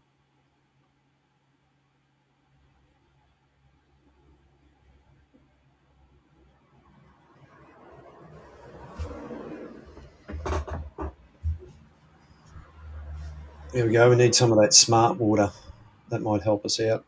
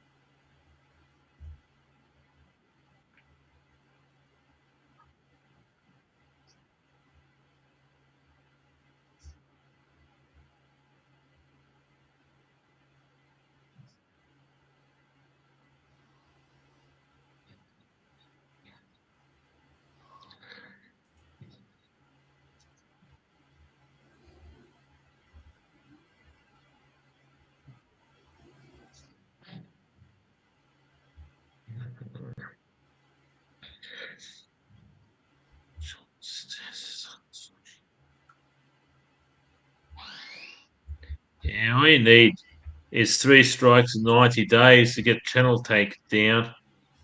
The 3 strikes in 90-day period, like within 3 months. Yeah, I haven't had any of those. Mind you, I'm not doing anything crazy or silly. neither am I. I'm just saying. I read it. I looked up the YouTube policies, and this is just you need to have 3 strikes within 90 days to get channel terminated in a short space of time. Oh, look, I mean, as G said before, what have we got? We haven't got that many followers or subscribers. When we do, we've only got a few people watching at the moment. And most people, I can tell you now, most people are not going to go back and watch a full 3.5 hour or 4 hour live stream that we've done, a week or a month ago or whatever.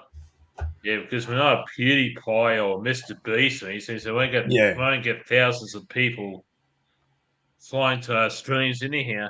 Yeah. We're not a PewDiePie or Mr. Beast or anything. But it's nice Yeah, but also they won't get rid of those channels because, that keeps people on the platform, which is what they want. Exactly. They want people to be using YouTube. Yep.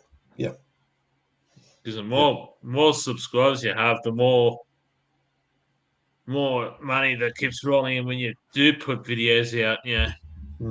Because heaps of subs means heaps of money, and that's how someone can afford to have a production team that helps them to, fund the channels and help them to pay for staff that it might be professional editors for them. Because for me, I earn $800 a week for my full-time job as it is. $800. Let me know.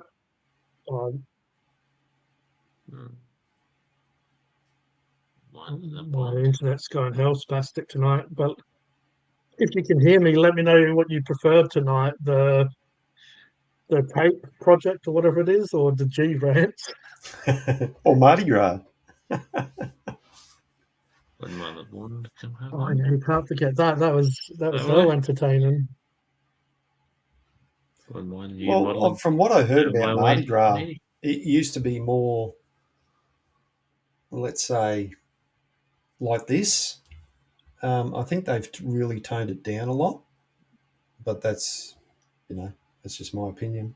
Yeah, I think it used to be kind of a little bit more drug influenced and nudity and stuff. I guess, like we were saying, because kids and other stuff are involved, it's a lot bigger platform. They probably want to represent themselves in a better light. Yeah. Because there's always been a parade, but now they're doing, I don't really remember them having so many, this organisation and this, they had the wrestlers and the... Oh, it's definitely growing, that's for sure. A lot of big businesses as well, obviously, Pride Month and all that stuff, they all sort of support it. So if there's big businesses, organisations involved, obviously they don't want a bunch of crazy sort of crackheads or drug-fueled individuals. They don't want to keep violence and other stuff at a minimal. If you want to see that, you just go and watch what they do in Canberra. Our politicians, how they, do. I do agree with Mark. Yeah, I mean, look at old. Who was that politician that got him supposedly mixed up his medication or whatever it was? When was this? The other day? Yeah. Barney. Barnaby. Yeah, Barnaby Joyce. Yeah. He's the one that. He's the one. He's the high-ranking opposition leader of the opposition. Or but he divorced his ex-wife and had an affair with one of the office chicks, didn't he? That's the same one. Yeah, one of them. Yeah. Yeah. Yeah, split his office chick for a while. Before he divorced his wife. Yeah. That's what I got told because I got cousin who works as a security guard. He told me all about it. He's screwing his thing in office chick for a while and that, and before he divorced her. It's funny how this sort of thing. Yeah, it's funny how this sort of thing goes on often. Yet we all turn a blind eye to it. I get to know all about it because one of my cousins is a security guard in Canberra, so I get a first-hand news before even before the Richmond media itself. So I reach all the news. They get all the unsafe, bits that goes on. That's in their backyard. You see, all they do is scan the people that goes in and out and saying, turf people out needs to be turfed out. Or turn a blind eye down the unsavoury. Parliament House is like pro wrestling, if you want to know. Okay. Everything's all pre-arranged before they go in there. Everything you see in Parliament House all pre-arranged like professional wrestling. Oh, there you go. A couple of bits of tape, eh? So what's he putting the balaclava on for? Wouldn't mind the South American or Asian chick, whoever she is. South American or Asian chick. Have a look at the dude with the camera. He's all in black and he's got the hoodie on. What's the go with that? Getting all the business. Probably to try not to distract from them, try to sort of camouflage themselves a fair bit. Yeah, but you can't miss him. Seriously, he's up there on the stage with him. You can't miss him. Yeah, but you forget about him after a while, like right about here, like you start forgetting that there's even cameras or people in the audience. Camera dude is sweating up a storm. Paul would be putting tape on these girls. I think anyone would. To be honest, Cody, I'd be taking the tape off. I wouldn't want to be putting it on.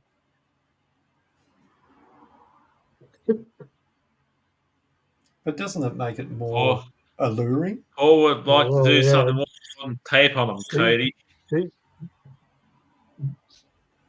Bloody this one knows what she's doing. She's even throwing the ponytail up. I like her tattoos. Some of that tattoo work looks absolutely amazing. That's what I was going to say. Some tattoos can be, really ugly or whatever. They really sort of emphasize and just, I'll do the job. He must be the tape artist. What about he must have a good job. How's them for burger bites? Your job is they're not burger bites. They're like, they're not burger bites. They're not sliders. They're the stack. Well, I guess some of them have burger bites, but some of these ladies, Isn't the sliders somewhere else? You feel. Thinking. You feel sorry for their backs.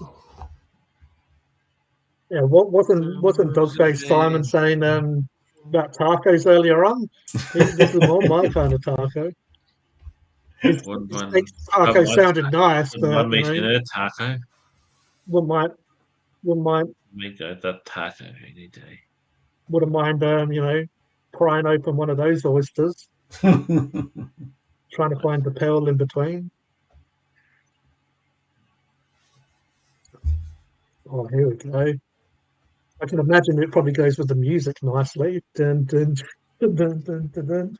Bouncy. I did share the music a little bit before, G, and I wasn't on for long, but hopefully it's not copywritten or anything like that.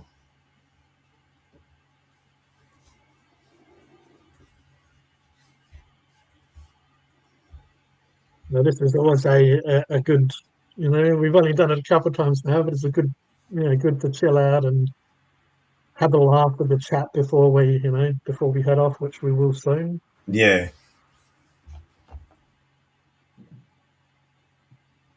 She's pretty built as well, like quite muffly in the legs and stuff. She's not swaying her hips as much as the others. Unfortunately, just lost 4 hours. It was about 25 minutes and 15 seconds. Yeah, I don't think we're going to go for 4 hours. What Styles, he said, when I've applied for jobs and stuff, I don't believe I've ever seen it. You know, I've never seen. Oh, tape artist, what's that? You know, I like my art and stuff, so I've never seen it. And she's working it well. Maybe you should put that on your resume now, G.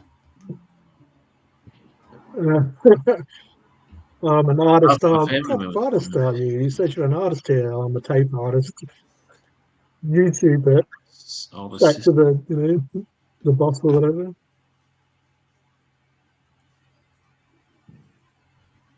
There you go. Sisters. Yeah. I don't know, Becky, but as I said to you the other day, that guy will probably give me nightmares. I will not lie. I don't mind most shapes of women. It's certainly appealing to the eye.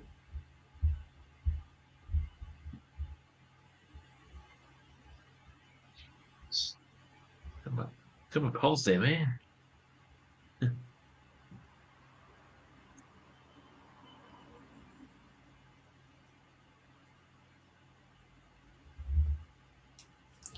So, I mean,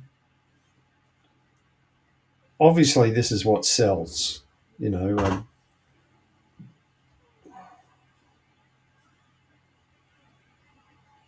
As we pointed out, though, like I don't follow fashion or modeling or whatever you want to call it, but I very like how they show diversity in different shapes and sizes. Yeah.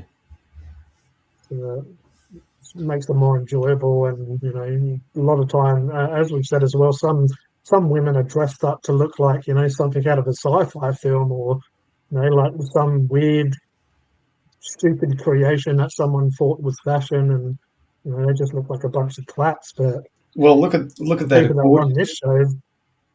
Look at that accordion thing I sent to you. She was the one who just. That woman was the one that was distracting me before, though. Like I couldn't get out my words when I saw her come out.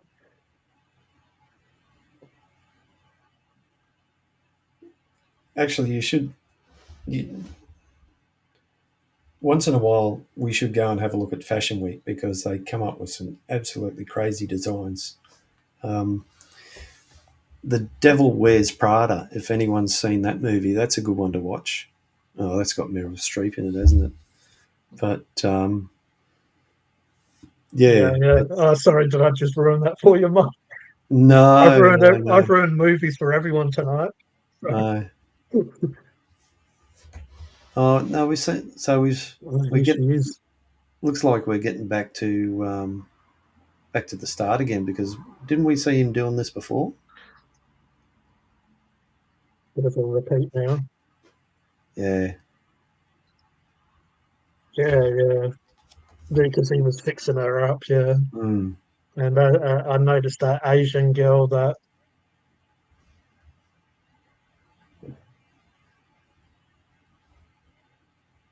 All right, with that, we'll come back to reality. Should we start wrapping it up there, guys?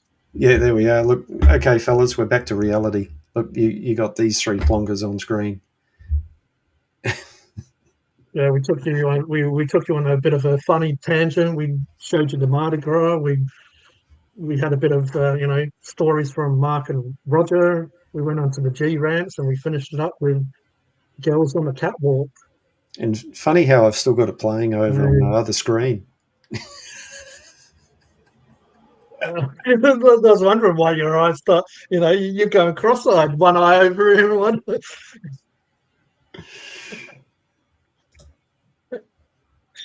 All right, boys. As always, appreciate both of you being here. You're amazing co-hosts and you're absolute legends. Everyone in the chat, absolute awesome people. We love having you here. Is there anything you guys want to touch on or plug before we head off? No, I'll be going down to the club tomorrow. Early start on the steamroller down at the club, so I might post a few photos. That's about it. Doing anyone watching now or after, go check out Mark's Shed Talk. Thank you. He'll probably be posting that in his community tab. Go and check out as well Roger the Pirate and his brother Robbo Five Life. They normally do. They're a duo. They do food and drink reviews. Go give these guys subs and all that stuff. And my brother's waiting to get 500 subs into a live stream. He's 500th subscribers. So he needs 64 to get to 500. So he's waiting to do that so he can stream on something like G's doing now, using Restream and that. So he's waiting on that to get to 500. We can help him obviously. Restream with maybe these two legends. Especially. Yeah, that's it. Any help that Robbo needs, but Roger himself, you've used Restream a few times now. You're probably familiar with it. But yeah, there we are. Hopefully, as well, hopefully you enjoyed the new segment, G Rants, but also news of the week. I think it's quite a good idea, so we can all discuss any hot topics that we came across, which we did cover quite a lot tonight of different stuff we saw. Shout out to Joe Rogan. I know that he's a huge fan of Up Late with G. We gave him a plug. If I say, who's this tiny YouTuber's looking at me? If I say, and the Y-Files, we gave them a plug too. So yeah, if I say, who's these tiny YouTubers looking at us? Y-Files talk. Yeah, we'll G-Rants and G-Strings. Small channels more so because we want to help out. Yeah, that's it.